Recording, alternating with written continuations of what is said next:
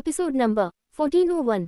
त्रिपाठी जीवप्ती के अहंकारी शब्दों को सुनकर बूढ़ा आदमी जोर से हंसा। छोटे हरामजादे, तुम स्वर्ग और पृथ्वी की विशालता को नहीं जानते। जब ये बूढ़ा मास्टर दुनिया पर राज करता था तब तुम शायद अभी भी अपनी माँ का दूध चूस रहे थे, फिर भी तुम इतनी बेशर्मी से डींग मारने की हिम्मत करते हो। ठीक है, इस बूढ़े मास्टर को तुम्हें सिखाने दो कि अपने बड़ों से कैसे बात करनी है। जैसे ही ये शब्द गिरे, सामने से एक स्कारलेट रोशनी बाहर निकल गई। त्रिपाठी जीवप्ती की आंखें संकीर्ण हो गईं क्योंकि उसने सहज रूप से खतरे को करीब आते हुए महसूस किया, लेकिन उसने स्पष्ट रूप से बूढ़े आदमी की कार्रवाई करने के कोई संकेत नहीं देखे, इसलिए वह नहीं जानता था कि यह हमला कहाँ से आया था। संदिग्ध महसूस करते हुए त्रिपाठी जीवप्ती के पास जांच करने का समय नहीं था। जल्दी से बैंगनी ढाल निकालकर उसे अपने सीने के सामने रख दिया। एस्टरिस्क होंड, एक जोर की आवाज बजाई गई क्योंकि एक शक्तिशाली बल ने उसे सिर पर मारा। त्रिपाठी जीवप्ती मदद नहीं कर सका, लेकिन कुछ कदम पीछे हट गया क्योंकि उसके सीने में खून मंथन कर रहा था। हालांकि वह घायल नहीं हुआ था, वह अभी भी इस अजीब हमले से बहुत सतर्क था। यह इसलिए था क्योंकि इस हमले के पीछे बल बहुत महान था। अगर यह थोड़ा कमजोर शरीर वाले किसी व्यक्ति के साथ था, भले ही उनके पास बैंगनी ढाल की सुरक्षा थी, फिर भी उन्हें काफी नुकसान हुआ होगा। जब बूढ़े आदमी ने बैंगनी ढाल देखा तो उसकी आंखें एक उग्र रोशनी को चमकने में मदद नहीं कर सकी क्योंकि उसने कहा, एक उत्पत्ति ग्रेड उच्च रैंक रक्षात्मक कलाकृति। त्रिपाठी जीवप्ती की आंखों की रोशनी काफी अच्छी थी और उसने तुरंत इस बैंगनी ढाल की असाधारणता के माध्यम से देखा। मूल रूप से जब ये बैंगनी ढाल पहली बार परिष्कृत किया गया था तो ये केवल उत्पत्ति ग्रेड कम रैंक था, लेकिन त्रिपाठी ज्वाला द्वारा कई बार परिष्कृत होने के बाद और विभिन्न सामग्रियों के साथ पूरक यह उत्पत्ति ग्रेड उच्च रैंक बन गया था। कलाकृति का ये ग्रेड छायांकित सितारा पर एक दुर्लभ वस्तु था। अनगिनत पशु पर्वत में बूढ़े आदमी की स्थिति कम नहीं थी और उसकी खेती कम से कम एक द्वितीय कोटि उत्पत्ति वापसी क्षेत्र कृषक थी, लेकिन उसके पास वर्तमान में कलाकृति का उच्चतम ग्रेड केवल उत्पत्ति ग्रेड मध्य रैंक था, और ये कुछ ऐसा था जो उसने एक प्राचीन खंडहर में मौके से प्राप्त किया था। त्रिपाठी जीवप्ती, एक तुच्छ संत राजा क्षेत्र कृषक, ने वास्तव में एक उत्पत्ति ग्रेड उच्च रैंक कलाकृति निकाल दी थी, और एक जो उस पर एक रक्षात्मक प्रकार था जिससे बूढ़े आदमी को ईर्ष्या और लालच दोनों महसूस हुए। अगर वह इस बार इस छोटे हरामजादे को मार सकता था तो ये कलाकृति उसकी हो जाएगी। वृद्ध जिनशी केवल गहरे सोने चाहते थे, न कि इस छोटे हरामजादे का सामान।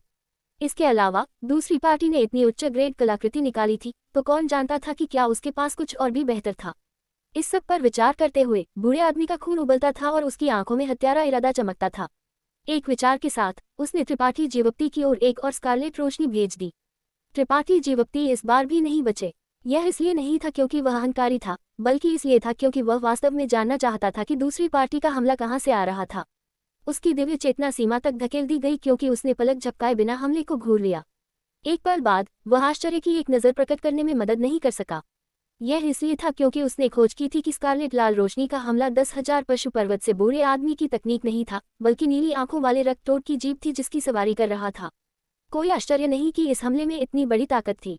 यह नीली आंखों वाला रक्तटोड़ एक नवम कोटि राक्षस जानवर था और इसकी जीभ इसके शरीर के सबसे लचीले भागों में से एक थी, इसलिए यह समझने योग्य था कि वह उसे पीछे हटाने में सक्षम था। जैसे ही त्रिपाठी जीवप्ती ने इसे देखा, स्कारलेट जीभ फिर से बैंगनी ढाल में टूट गई, लेकिन इस बार त्रिपाठी जीवप्ती तैयार था और बस इस महान बल को ऑफसेट करने के लिए थोड़ा सा झुका था। जैसे ही वह काउंटर अटैक करने वाला था, उसने बूढ़े आदमी के चेहरे पर एक आत्मसंतुष्ट मुस्कान दिखाई दी क्योंकि उसने अपना हाथ फैलाया और अपने नीचे नीली आंखों वाले रक्तटोड़ को थपथपाया, अपनी संत शक्ति को अपने शरीर में डालते हुए चिल्लाया, यहाँ आओ। उसी समय त्रिपाठी जीवप्ती ने अपने हाथ में बैंगनी ढाल से आने वाली एक विशाल सक्शन फोर्स महसूस की और उसे आगे खींच लिया। एक करीब से देखने पर त्रिपाठी जीवप्ती की भान झुक गई क्योंकि उसने खोज की थी कि नीली आंखों वाले रक्तटोड़ की लंबी स्कारलेट जीभ में वास्तव में अनगिनत छोटे सक्शन कप थे। यह इन सक्शन कप का उपयोग कर रहा था कि उसकी जीभ बैंगनी ढाल पर पकड़ बनाने और उसे वापस खींचने में सक्षम थी। ये बूढ़ा कुत्ता मेरी कलाकृति को छीनना चाहता है। त्रिपाठी जीवप्ती तुरंत दूसरी पार्टी के इरादों को समझ गया और ठोकर मारा, अपने हाथ में दानवी ज्वाला की एक गेंद को संघनन करते हुए।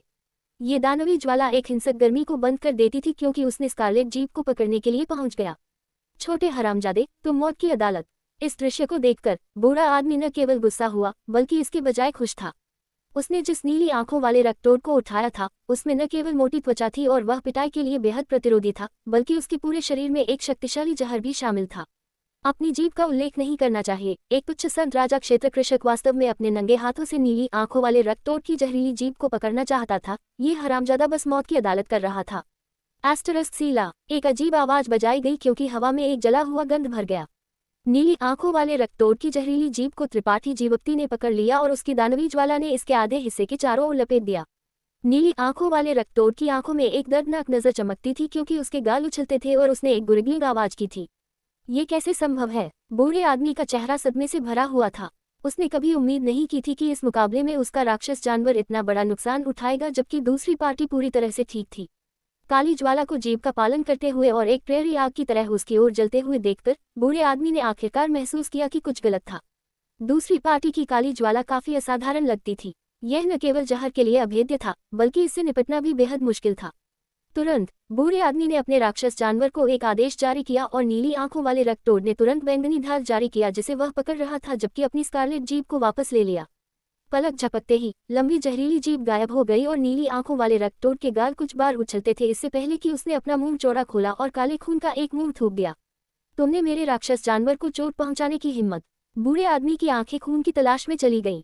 उसने सोचा था कि यह हत्या और लूटपाट का एक अच्छा शो होगा, लेकिन ये केवल चिकन को चुराने की कोशिश करने का मामला निकला और केवल उसे लुभाने के लिए उपयोग किए जाने वाले चावल को खोना पड़ा।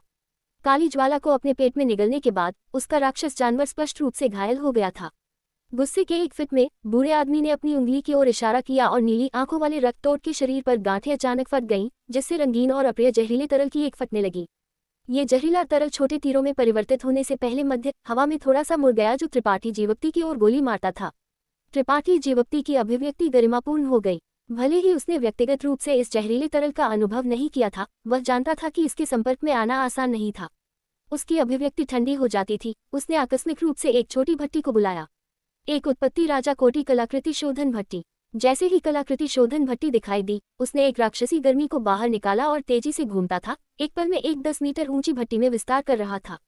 एक पक्षी के रोना के साथ अग्निशिखा कलाकृति आत्मा एक सुरुचिपूर्ण तरीके से इससे बाहर उड़ गई और अनगिनत जहरीले तीरों को पूरा करने के लिए एक उग्रलाल रोशनी को थूकने के लिए अपना मुंह खोला। जब उग्रलाल रोशनी और जहरीला तरल एक दूसरे के संपर्क में आए तो एक सीजलिंग आवाज लगातार बजती थी, जो समान रूप से मिलान किया गया लगता था। बूढ़े आदमी का रंग फिर से बदल गया क्योंकि उसने लालच और डर के साथ अग्निशिखा कलाकृति आत्मा को घूर लिया, यह नहीं जानते हुए कि वह क्या सोच रहा था। दूसरी ओर त्रिपाठी जीवप्ती शांत और रचित रहा। उसके चेहरे पर एक फीकी मुस्कान दिखाई देती थी। कलाकृति आत्मा की ताकत पहले की तुलना में बहुत मजबूत थी, इसलिए उसे एक नवम कोटि राक्षस जानवर से निपटने में कोई समस्या नहीं होनी चाहिए।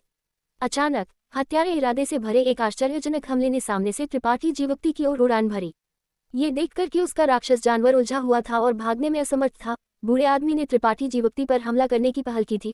उसके हाथ में एकल हाथ कुल्हाड़ी हत्यारे इरादे के साथ धड़कती थी क्योंकि उसने आकस्मिक रूप से इसे झुकाव किया, रोशनी की एक काली धुंध भेज दी। अपने प्रतिद्वंद्वी की कलाकृति की शक्ति का सामना करते हुए त्रिपाठी जीवप्ती ने स्वाभाविक रूप से लापरवाही से कार्य करने की हिम्मत नहीं की। हालांकि इस जगह पर उसकी संत शक्ति का प्रवाह दबाया जाएगा, उसका प्रतिद्वंद्वी अभी भी एक द्वितीय कोटि उत्पत्ति वापसी क्षेत्र मास्टर था। ये पहली बार था जब त्रिपाठी जीवप्ती ने इस तरह के दुश्मन का सिर पर सामना किया था। अपनी 10 उंगलियों को फेंकते हुए दानवी ज्वाला एक के बाद एक बाहर उड़ गई और त्रिपाठी जीवप्ती की दिव्य चेतना के नियंत्रण में ये दानवी ज्वाला थोड़ा सा चमकता था, इससे पहले कि आने वाली हत्यारे इरादे की लहर की ओर उड़ने वाले पक्षियों के आकार में परिवर्तित हो जाए। उत्तम नियंत्रण तकनीक। बूढ़े आदमी की पलकें तेजी से झुक गईं। उसने वास्तव में एक तृतीय कोटि संत राजा कृषक से इस तरह की एक सरल उत्तम नियंत्रण तकनीक देखी थी। यहाँ तक कि वह खुद भी इस हद तक अपनी संत शक्ति को नियंत्रित करने में असमर्थ था, एक संत राजा को अकेले छोड़ दे। लेकिन वास्तविकता उसके सामने थी, इसलिए उसे इस पर विश्वास करने के लिए कोई विकल्प नहीं था। उनकी दानवी ज्वाला से परिवर्तित पक्षियों ने एक पल में हत्यारे इरादे से टकराया और गरजने वाली आवाजों की एक श्रृंखला के बाद दोनों पक्षों को समाप्त कर दिया गया। तो क्या होगा अगर आप उत्तम नियंत्रण तकनीक में निपुण हैं? इस बूढ़े मास्टर के सामने आप केवल वध किए जाने का इंतजार कर सकते हैं, लड़के। बूढ़े आदमी का चेहरा उदासीन हो गया क्योंकि उसने दहाड़ दी, उसे केंद्र के रूप में एक अदृश्य बल भेज दिया, सीधी त्रिपाठी जीवप्ती को संलग्न करते हुए। एक स्थिर भावना फैल गई जिससे इस बूढ़े आदमी के लिए अपनी उंगलियों को हिलाना भी मुश्किल हो गया। क्षेत्र। इसके अलावा ये एक द्वितीय कोटि उत्पत्ति वापसी क्षेत्र कृषक का क्षेत्र था, जो प्रथम कोटि कृषक की तुलना में बहुत मजबूत था। फिर भी बूढ़ा आदमी संतुष्ट नहीं था।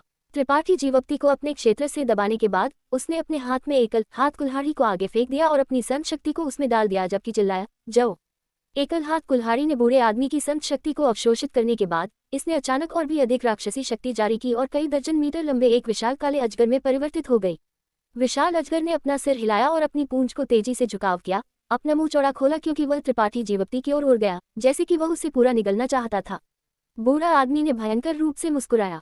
एक द्वितीय कोटि उत्पत्ति वापसी क्षेत्र कृषक के रूप में उसे वास्तव में केवल एक तृतीय कोटि संत राजा से निपटने के लिए अपनी पूरी ताकत का उपयोग करना पड़ा, एक तथ्य जिसने उसे बहुत परेशान किया। लेकिन इस छोटे हरामजादे के पास जो धन था उसकी तुलना में इस बार का प्रयास इसके लायक था। अपने चेहरे पर आत्मविश्वास की एक नज़र के साथ बूढ़ा आदमी त्रिपाठी जीवप्ती के शरीर को टूटते हुए देखने के लिए तैयार था। कई सुनहरी रोशनी अचानक झिलमिलाहट करती थी, पूरे आकाश को भरती थी। इन सुनहरी रोशनी की कटौती के तहत बूढ़े आदमी ने महसूस किया जैसे कि अनगिनत कंकड़ एक झील की शांत सतह में फेंक दिए गए होंगे। बहुत जल्द उसकी आभा अराजक हो गई और वह अब थोड़ा सा भी अपने प्रतिद्वंद्वी को दबाने में सक्षम नहीं था। ये छोटा हरामजादा यहाँ तक कि एक उत्पत्ति वापसी क्षेत्र मास्टर के क्षेत्र को भी तोड़ सकता है। उस पर ये सुनहरी रोशनी स्पष्ट रूप से परिचित लगती थी, लेकिन बूढ़ा आदमी याद नहीं कर सका कि उसने उन्हें पहले कहाँ देखा था। इस बूढ़े आदमी को उसकी अज्ञानता के लिए दोष नहीं दिया जा सकता था। हालांकि त्रिपाठी जीवप्ती का स्वर्ण रक्त धागा राक्षस रक्त मंदिर के राक्षस रक्त धागे से बहुत अलग था। हालांकि वे दोनों एक ही स्रोत से उत्पन्न हुए थे, राक्षस रक्त मंदिर के राक्षस रक्त धागे में त्रिपाठी जीवप्ती के अद्वितीय फायदे नहीं थे। जब राक्षस रक्त मंदिर के राक्षस रक्त धागे उन्होंने या तो अपनी जीवन शक्ति को बढ़ाने के लिए शॉर्टकट का उपयोग किया या सीधे अपने दुश्मनों के जीवन शक्ति सार को अवशोषित कर लिया। नतीजतन हालांकि यह विधि राक्षस रक्त धागे की शक्ति को भी बढ़ा सकती थी, ये कुछ हद तक अशुद्ध था और एक उदासीन भावना को बंद कर दिया था। हालांकि त्रिपाठी जीवप्ती का स्वर्ण रक्त धागा उसके शरीर में स्वर्ण रक्त से संघनन किया गया था और अतुलनीय रूप से शुद्ध था, राक्षस रक्त धागे की तुलना में कहीं अधिक रूढ़िवादी। अगर राक्षस रक्त मंदिर से मध्यम वृद्ध आदमी यहाँ था तो वह कुछ सुराग देखने में सक्षम हो सकता है, लेकिन बूढ़े आदमी के पास इतनी अच्छी आंखों की रोशनी नहीं थी। Episode number 1402। अपने क्षेत्र के टूटने के साथ त्रिपाठी जीवप्ती तुरंत अदृश्य दलदल से मुक्त हो गया और आगे फेंकने से पहले अपने हाथ में बैंगनी ढाल में अपनी संत शक्ति डाली। बैंगनी ढाल तुरंत फट गई और एक पीले रेत के तूफान में परिवर्तित हो गई। आकाश और बूढ़े आदमी की एकल हाथ कुल्हाड़ी कलाकृति से बने पिच ब्लैक अजगर को ढक दिया। अस्पष्ट रूप से एक विशाल अजगर की सिसकने की आवाज अंदर से सुनाई दे सकती थी। विशाल अजगर का विशाल शरीर बाएं और दाएं चल रहा था, लेकिन उसके लिए भागना आसान नहीं था। आखिरकार बैंगनी ढाल का ग्रेड एकल हाथ कुल्हाड़ी की तुलना में अधिक था। अंदर रेत के तूफान की शक्ति मुख्य रूप से रक्षा के लिए इस्तेमाल की गई थी, इसलिए पिच ब्लैक विशाल अजगर को फंसाना मुश्किल नहीं था। कलाकृतियों ने अपने दम पर लड़ाई नहीं की, इसलिए बैंगनी ढाल और एकल हाथ कुल्हाड़ी के बीच उलझाव पूरी तरह से त्रिपाठी जीवप्ती और बूढ़े आदमी के बीच एक दिव्य चेतना टकराव था। उनकी दिव्य चेतना की ताकत और उनकी कलाकृतियों की खूबसूरती के बीच एक प्रतियोगिता। बूढ़े आदमी का रंग नाटकीय रूप से बदल गया, क्योंकि इस विनिमय के बाद उसने अचानक पता चला था कि त्रिपाठी जीवप्ती की विरासत न केवल उसकी अपनी से कम नहीं थी, बल्कि उसकी आध्यात्मिक ऊर्जा की ताकत भी अविश्वसनीय रूप से शक्तिशाली थी, जो उसी क्षेत्र में किसी भी अन्य कृषक की तुलना में कहीं अधिक थी। तुम कौन हो? बूढ़े आदमी ने कहा। वह विश्वास नहीं कर सका कि एक छोटा हरामजादा जो किसी भी पंथ से संबंधित नहीं था, वह इतनी बड़ी ताकत रख सकता था। अनगिनत पशु पर्वत के अभिजात संत राजाओं के बारे में भूल जाओ, यहाँ तक कि स्वर्ग से लड़ने वाले संग और में एक झंझावात पंथ भी इस तरह के शक्तिशाली कृषक की खेती नहीं कर सके। छायांकित सितारा पर केवल एक ही जगह थी जो इस तरह के स्वर्ग अवरुद्ध कृषक की खेती कर सकती थी, और वह सितारा सम्राट पर्वत था।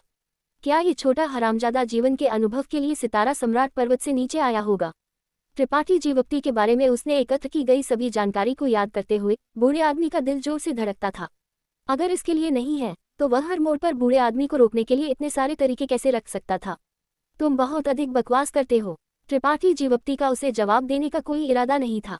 बस अभी उसे एक निष्क्रिय रक्षात्मक स्थिति में मजबूर किया गया था। इसलिए नहीं था कि उसमें ताकत की कमी थी, बल्कि इसलिए था क्योंकि यह पहली बार था जब उसने इस स्तर के कृषक के खिलाफ लड़ाई की थी। भले ही उसके पास समय और जगह का फायदा था, उसने जल्दबाजी में कार्य करने की हिम्मत नहीं की, इसलिए वह अपने प्रतिद्वंद्वी की ताकत का परीक्षण करना चाहता था। अब जब परिणाम तय हो गया था तो उसे स्वाभाविक रूप से आक्रामक लेना पड़ा। जैसे ही ये शब्द उसके मुंह से निकल गए, दानवी ज्वाला से ढकी एक लंबी तलवार त्रिपाठी जीवप्ती के हाथ में दिखाई दी। ये लंबी तलवार पूरी तरह से संत शक्ति से संघनन की गई थी और रंग में पिच ब्लैक थी, जैसे कि वह अपने आसपास की सभी रोशनी को निगल सकती थी।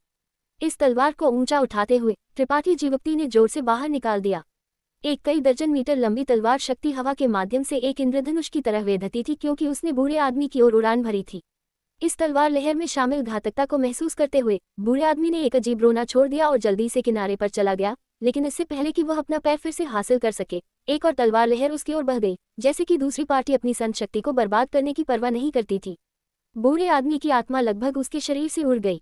इस बार उसके बचने का कोई रास्ता नहीं था, इसलिए उसने अपने दांतों को काट लिया और अपने अंतरिक्ष वलय से एक छोटी चौकोर ढाल निकाली।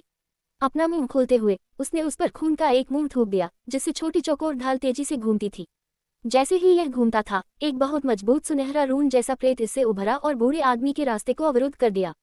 हर कृषक के पास कम से कम एक रक्षात्मक कलाकृति थी और बूढ़ा आदमी कोई अपवाद नहीं था। आखिरकार कुछ हमले थे जिनका वह आसानी से विरोध नहीं कर सका। ये छोटी चौकोर ढाल बूढ़े आदमी की रक्षात्मक कलाकृति थी, और हालांकि ये केवल उत्पत्ति ग्रेड कम रैंक था, यह अभी भी उत्पत्ति ग्रेड कलाकृति शोधक की कृति थी जिसने अनगिनत पशु पर्वत की पूजा की थी। बूढ़ा आदमी आमतौर पर इसे इस्तेमाल करने से हिचकिचाता था, इसे एक कीमती खजाना मानता था, लेकिन अब उसे इसे बाहर निकालने के लिए कोई विकल्प नहीं था। एस्टरिस्क खून। एक जोरदार धमाका हुआ क्योंकि कई दर्जन मीटर लंबी तलवार लहर ढाल में गिर गई। रून जैसा प्रेत थोड़ा सा झिलमिलाहट करता था, लेकिन यह अभी भी बूढ़े आदमी के रास्ते की रक्षा करने में सफल रहा। बूढ़े आदमी का शरीर हिल गया और उसे कुछ कदम पीछे धकेल दिया गया, लेकिन उसके चेहरे पर खुशी की एक नजर दिखाई दी क्योंकि तलवार लहर को उसकी कलाकृति द्वारा पूरी तरह से अवरुद्ध कर दिया गया था, जिससे वह अपने रक्षात्मक कलाकृति की ताकत से बहुत संतुष्ट था। लेकिन अगले ही पल उसके चेहरे पर खुशी कड़ी हो गई और उसकी आंखें उभर गईं। उसने तलवार रोशनी की धारियां एक के बाद एक उसकी ओर उड़ते हुए देखी। प्रत्येक धारी 100 फीट से अधिक लंबी थी और प्रत्येक धारी स्याही के रूप में काली थी। प्रत्येक धारी झुलसने वाली काली ज्वालाओं के साथ लुढ़क रहा था और उन्होंने लगभग आधे आकाश पर कब्जा कर लिया था। बूढ़े आदमी का दिल ठंडा हो गया। क्या ये छोटा हरामजादा बीमार है? लड़ाई के बीच में किस तरह का कृषक इस तरह अपनी संघ शक्ति को बर्बाद करेगा? क्या वह डरता नहीं है कि वह लड़ना जारी रखने में सक्षम नहीं होगा? कोई फर्क नहीं पड़ता कि एक कृषक क्या क्षेत्र था, वे हमेशा एक लड़ाई के दौरान अपनी ताकत के हर बिट की सावधानीपूर्वक गणना करेंगे। आखिरकार कोई भी गारंटी नहीं दे सकता था कि यह लड़ाई एक लंबा नहीं होगी। अगर लड़ाई बहुत लंबे समय तक खींचती है और उनकी संघ शक्ति थक जाती है, तो क्या वे अपने दुश्मनों की दया पर नहीं होंगे? हालांकि बूढ़े आदमी ने त्रिपाठी जीवक्ति को इस तरह के हताश हमले को शुरू करते हुए पहले कभी नहीं देखा था। उसने उनमें से केवल कुछ को देखा था। कुछ बार जब उसने ऐसी स्थिति देखी थी, तो ये हमेशा तब होता था जब दुश्मन जानता था कि उनके पास बचने की कोई उम्मीद नहीं है और उसे अपने साथ खींचने की कोशिश की थी। दुर्भाग्यवश अंत में किसी को भी सफलता नहीं मिली थी और उनमें से सभी को उसके द्वारा मार दिया गया था। ये छोटा हरामजादा मेरे साथ मौत से लड़ना चाहता है लगता है। क्या वह पागल है? सभी प्रकार के विचलित विचार बूढ़े आदमी के दिमाग में चमकते थे। बस एक झटका झेलने के बाद बूढ़े आदमी का शरीर बहुत अधिक हिल गया था, लेकिन इस पल में उसके पास कुछ और सोचने का समय नहीं था। वह केवल अपने हाथ में छोटी ढाल में अपनी संघ शक्ति को हताश रूप से डाल सकता था और प्रार्थना कर सकता था कि वह उसकी रक्षा करने में सक्षम होगा। सुनहरा आंकड़ा तेज चमकता था, सभी की आंखों को चकाचौंध कर रहा था। अगले ही पल टकरावों की गरजने वाली आवाजें बजाई गई क्योंकि बूढ़े आदमी के शरीर को शक्तिशाली बल द्वारा लगातार पीछे धकेल दिया गया था। तलवार शक्ति ने ढाल पर बमबारी की, इसे एक के बाद एक तोड़ दिया, लेकिन वे एक अंतहीन धारा में आगे बढ़ते रहे। एस्टरस काचा। एक कुरकुरा आवाज बजाई गई, जिससे बूढ़े आदमी का चेहरा तुरंत पीला पड़ गया। देखते हुए उसने पता चला था कि उसके सामने सुनहरा प्रेत वास्तव में एक छोटी दरार को तोड़ चुका था। ये छोटी दरार तेजी से फैल गई और पलक झपकते ही यह एक मकड़ी के जाल की तरह दिखाई दिया था। कोई फर्क नहीं पड़ता कि किसी की रक्षा कितनी मजबूत थी, वह अंतहीन हमलों का सामना नहीं कर सका। यहाँ तक कि ड्रैगन गुफा पर्वत की पर्वत रक्षा सरनी भी इस लोहे के कानून से बच नहीं सकी, तो एक तुच्छ उत्पत्ति ग्रेड कम रैंक छोटी ढाल कैसे सामना करने में सक्षम हो सका? अच्छा नहीं, बूढ़े आदमी ने अपने दिल में कहा क्योंकि उसने जल्दी से अपने हाथ में ढाल को आगे फेंक दिया जबकि जल्दी से किनारे पर चला गया। इस महत्वपूर्ण पल में वह केवल इस छोटी ढाल को छोड़ सकता था जिसे उसने एक कीमती खजाना माना था। इस छोटी ढाल में त्रिपाठी जीवक्ति के बैंगनी ढाल में शामिल विशेष शक्ति नहीं थी। एक धमाके के साथ बूढ़े आदमी की संत शक्ति के बिना इसमें डालने पर छोटी ढाल, भले ही वह कितनी भी उच्च ग्रेड थी, मृत वस्तु से अधिक कुछ भी नहीं थी। त्रिपाठी जीवक्ति की तलवार लहरों से बहने के बाद छोटी ढाल को उसकी दानवी ज्वालाओं से तुरंत राख में जला दिया गया था। हालांकि विरोध के इस संक्षिप्त क्षण ने बूढ़े आदमी को बचने और 300 मीटर दूर पीछे हटने की अनुमति दी।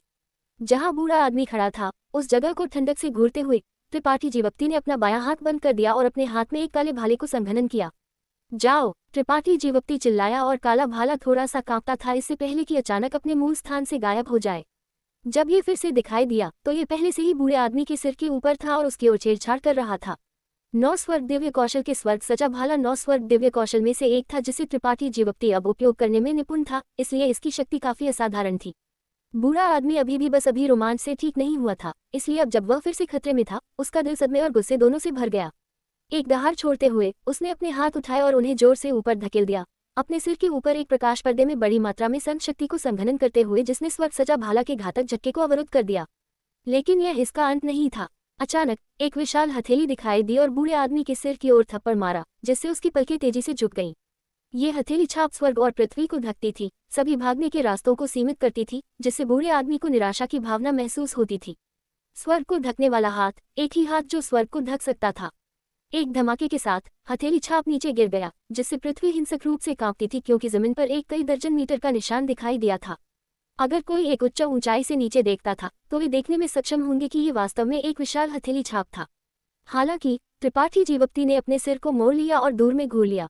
वहां बूढ़ा आदमी कुछ समय के लिए खड़ा था। उसका चेहरा पीला था क्योंकि उसने धीरे से खांसी की थी। उसकी संत शक्ति बेहद अस्थिर थी। त्रिपाठी जीवप्ती ने आश्चर्य की एक नज़र दिखाई। वह नहीं जानता था कि इस बूढ़े आदमी ने किस तरह की गुप्त तकनीक का उपयोग किया था, लेकिन वह वास्तव में अपने सभी हमलों से भागने में सक्षम रहा था। ऐसा लगता है कि एक द्वितीय कोटि उत्पत्ति वापसी क्षेत्र कृषक को वास्तव में कम नहीं आंका जा सकता था। लड़के, क्या तुम वास्तव में इस बूढ़े मास्टर से कड़वा अंत तक लड़ना चाहते हो? बूढ़ा आदमी ने ठंडक से पूछा क्योंकि उसने नाराजगी और डर के साथ त्रिपाठी जीवप्ती को घूर लिया था। इस पल में उसने अब त्रिपाठी जीवप्ती को कम आंकने की हिम्मत नहीं की। यहाँ आत्मा सनी के दमन के बिना भी बूढ़ा आदमी जानता था कि वह त्रिपाठी जीवप्ती को मारने में सक्षम नहीं होगा। शायद बाद में उसके साथ समान रूप से लड़ सकता था, लेकिन अब इस अजीब आत्मा सनी के दमन के तहत बूढ़ा आदमी अपनी ताकत का 70% भी प्रदर्शित करने में असमर्थ था। इसलिए वह बिल्कुल भी त्रिपाठी जीवप्ती का प्रतिद्वंद्वी नहीं था। शुरुआत में उसने हमला किया था, बाकी समय से कुछ बार के अलावा उसने चकमा देने और रक्षा करने में खर्च किया था। विशेष रूप से बस अभी के दृश्य ने बूढ़े आदमी को एक ठंडा पसीना निकालने के लिए प्रेरित किया। अगर उसने बचने के लिए एक गुप्त तकनीक का निर्णायक रूप से उपयोग नहीं किया था जिसने अपनी ताकत को बहुत कम कर दिया था, तो यह संभावना थी कि वह अब तक बुरी तरह से घायल हो गया होगा। इस जगह पर इतने भारी झटके से पीड़ित ये पता लगाना आसान था कि किस तरह का भाग्य उसका इंतजार कर रहा था। हालांकि उस गुप्त तकनीक का उपयोग आकस्मिक रूप से नहीं किया जा सकता था। इस लड़ाई के बाद भले ही वह जीता या हारा, कई सालों तक आराम करना अपरिहार्य होगा। बूढ़े आदमी ने पहले से ही पीछे हटने का फैसला किया था। खजाने किसी के दिल को हिला सकते हैं, लेकिन उनका आनंद लेने के लिए जीवित रहने की जरूरत थी। जहां तक वृद्ध फैंग के गुस्से को कैसे शांत किया जाए, वह कुछ ऐसा नहीं था जिसे उसे अभी विचार करने की जरूरत थी। अगर वह बना रहा तो उसकी यहाँ मरने की संभावना थी। कड़वा अंत। बूढ़े आदमी के शब्दों को सुनने के बाद त्रिपाठी जीवप्ती के चेहरे पर एक चंचल नजर दिखाई दी क्योंकि उसने घृणा से कहा, क्या तुम्हें लगता है कि तुम ऐसा कर सकते हो? उसके शब्दों में व्यंग्य और उपहास स्पष्ट था। अगर यह कोई अन्य समय होता तो बूढ़ा आदमी इस मामले को जाने नहीं देता। उससे पहले कभी किसी संत राजा क्षेत्र कृषक द्वारा मजाक नहीं किया गया था, लेकिन अब क्या तुम्हें लगता है कि यह बूढ़ा मास्टर पहले से ही काटने वाले ब्लॉक पर एक मछली है? लड़के, ये बूढ़ा मास्टर मानता है कि तुम मजबूत हो, लेकिन ये बूढ़ा मास्टर मानना इतना आसान नहीं है। यह मामला यहाँ कैसे समाप्त होगा? इस बूढ़े मास्टर को जाने दो और यह बूढ़ा मास्टर फिर कभी ड्रैगन गुफा पर्वत पर वापस नहीं आएगा। ये कैसा लगता है? क्या तुम्हें लगता है कि तुम्हारे पास मुझसे बातचीत करने की योग्यता है? त्रिपाठी जीवप्ती मुस्कुराया और ठंडक से कहा, तो क्या होगा अगर मैं तुम्हारे साथ काटने वाले ब्लॉक पर एक मछली की तरह व्यवहार करूं? Episode number 1403। छोटे हरामजादे, जहां गलतियां करना संभव है। अगर तुम वास्तव में इस बूढ़े मास्टर के खिलाफ सब कुछ करना चाहते हो तो सावधान रहे कि तुम्हारे दांत टूट न जाएं। बूढ़े आदमी ने जोर से चिल्लाया। ओह, फिर मैं ये देखना चाहूंगा कि तुम अपने शरीर के साथ मेरे कितने दांत तोड़ सकते हो। त्रिपाठी जीवप्ती की आंखें तेजी से चमकती थी क्योंकि उसने पीछे हटने का कोई इरादा नहीं दिखाया। दुश्मन ने पहले से ही अपने घर पर आक्रमण किया था, तो त्रिपाठी जीवप्ती समझौता कैसे कर सकता था और उसे सुरक्षित रूप से जाने दे सकता था? त्रिपाठी जीवप्ती ने पहले से ही उन सभी को मारने का मन बना लिया था जिन्होंने ड्रैगन गुफा पर्वत में घुसपैठ की थी। दयालु लोगों को धमकाया गया था, दयालु घोड़ों की सवारी की गई थी, और यह ड्रैगन गुफा पर्वत के लिए अपने फैंग दिखाने का समय था। त्रिपाठी जीवप्ती के जवाब को सुनकर बूढ़े आदमी की आंखों में एक भयंकर रोशनी चमकती थी क्योंकि उसने अपने दांतों को काट लिया और पूछा, क्या तुम वास्तव में इतनी क्रूरता से कार्य करना चाहते हो? त्रिपाठी जीवप्ती ने कुछ नहीं कहा और इसके बजाय अपने हाथ में तलवार उठाए और एक और तलवार लहर भेज दी, बूढ़े आदमी को अपने कार्यों के साथ अपना जवाब बताते हुए। तुमने मुझे ऐसा करने के लिए मजबूर किया। बूढ़े आदमी का चेहरा अचानक भयंकर हो गया क्योंकि वह जगह पर खड़ा था, यहाँ तक कि बचने की परवाह भी नहीं कर रहा था। लगता है कि इस तलवार लहर से बिल्कुल नहीं डरता था।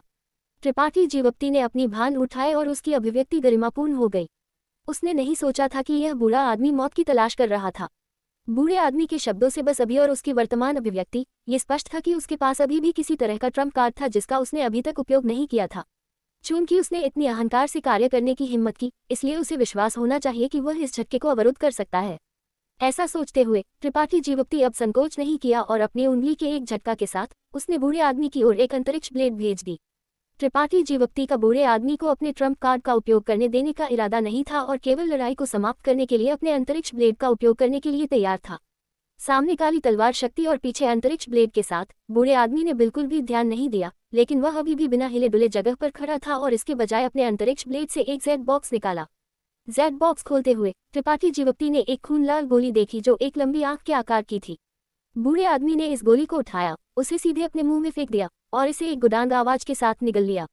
त्रिपाठी जीवप्ती को नहीं पता था कि यह एक भ्रम था, लेकिन जब बूढ़े आदमी ने इस गोली को निगल लिया, त्रिपाठी जीवप्ती ने स्पष्ट रूप से उसकी आंखों में पुरानी याद और संघर्ष की एक नज़र दिखाई दी। उसी समय पिच ब्लैक तलवार शक्ति पहले से ही उसके सामने 10 मीटर पर पहुंच गई थी और उसे मारने वाली थी। लेकिन ठीक इस पल में एक विशाल अचानक आकाश से नीचे उतरा।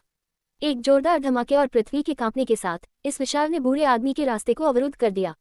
वूश! तलवार रोशनी ने विशाल जीव के शरीर पर बमबारी की, एक कान छेदन आवाज के साथ साथ एक दर्दनाक गुरगलिंग आवाज भी जारी की। नीली आंखों वाला रक्त-तोड़। इस महत्वपूर्ण पल में बूढ़े आदमी ने वास्तव में अपने नीली आंखों वाले रक्त-तोड़ को वापस बुलाया था। हालांकि यह राक्षस जानवर नवम कोटि पर था, ताकत के मामले में यह अग्निशिखा कलाकृति आत्मा जितना मजबूत नहीं था। इसका केवल फायदा इसकी मोटी त्वचा और मोटा मांस था। कम समय में यह अग्निशिखा कलाकृति आत्मा के साथ लड़ रहा था। नीली आंखों वाले रक्त-तोड़ का पूरा शरीर सिर से पैर तक घावों से ढका हुआ था। बड़े छाले ने अपने शरीर पर मूल गांठों को बदल दिया था और बड़ी मात्रा में रंगीन जहर उसके घावों से बाहर निकल रहा था, एक मतली गंध देता था। फिर भी नीली आंखों वाला रक्त-तोड़ अभी भी नहीं मरा था। अगर यह कोई अन्य नवम कोटि राक्षस जानवर होता तो संभावना थी कि वह अब तक मर गया होता। नीली आंखों वाला रक्त-तोड़ पहले से ही निशानों से भरी हुई थी, लेकिन त्रिपाठी जीवप्ती की तलवार रोशनी से टकराने के बाद उसके शरीर पर एक लंबा गैश दिखाई दिया, जो इतना गहरा था कि कोई लगभग अपनी सफेद हड्डियों को देख सकता था। हालांकि बूढ़े आदमी ने इस सब की परवाह नहीं की, जैसे कि यह राक्षस जानवर वह नहीं था जिसे उसने कई सालों तक कैद में रखा था। अपना हाथ फैलाते हुए उसने नीली आंखों वाले रक्त-तोड़ की पीठ को थपथपाया और अपनी संत शक्ति को उसमें हताश रूप से डाला। चुपचाप अंतरिक्ष ब्लेड जो तलवार रोशनी के पीछे करीब से पीछा करते थे पहुंच गए। तुरंत नीली आंखों वाले रक्त-तोड़ के पेट पर एक अर्धचंद्राकार गैश बनाया। इस अंतरिक्ष ब्लेड से मारा गया कोई भी लक्ष्य शून्य में निर्वासित हो जाएगा, इसलिए इस अंतरिक्ष ब्लेड द्वारा पहुंचाए गए घावों को ठीक नहीं किया जा सकता था। हालांकि त्रिपाठी जीवप्ती के अंतरिक्ष ब्लेड की शक्ति छोटी नहीं थी, नीली आंखों वाले रक्त-तोड़ के शरीर की ताकत को भी कम नहीं आंका जाना चाहिए। इस हमले ने मुश्किल से अपने शरीर को घुसने में सफलता प्राप्त की, इससे पहले कि अंतरिक्ष ब्लेड की शक्ति समाप्त हो गई।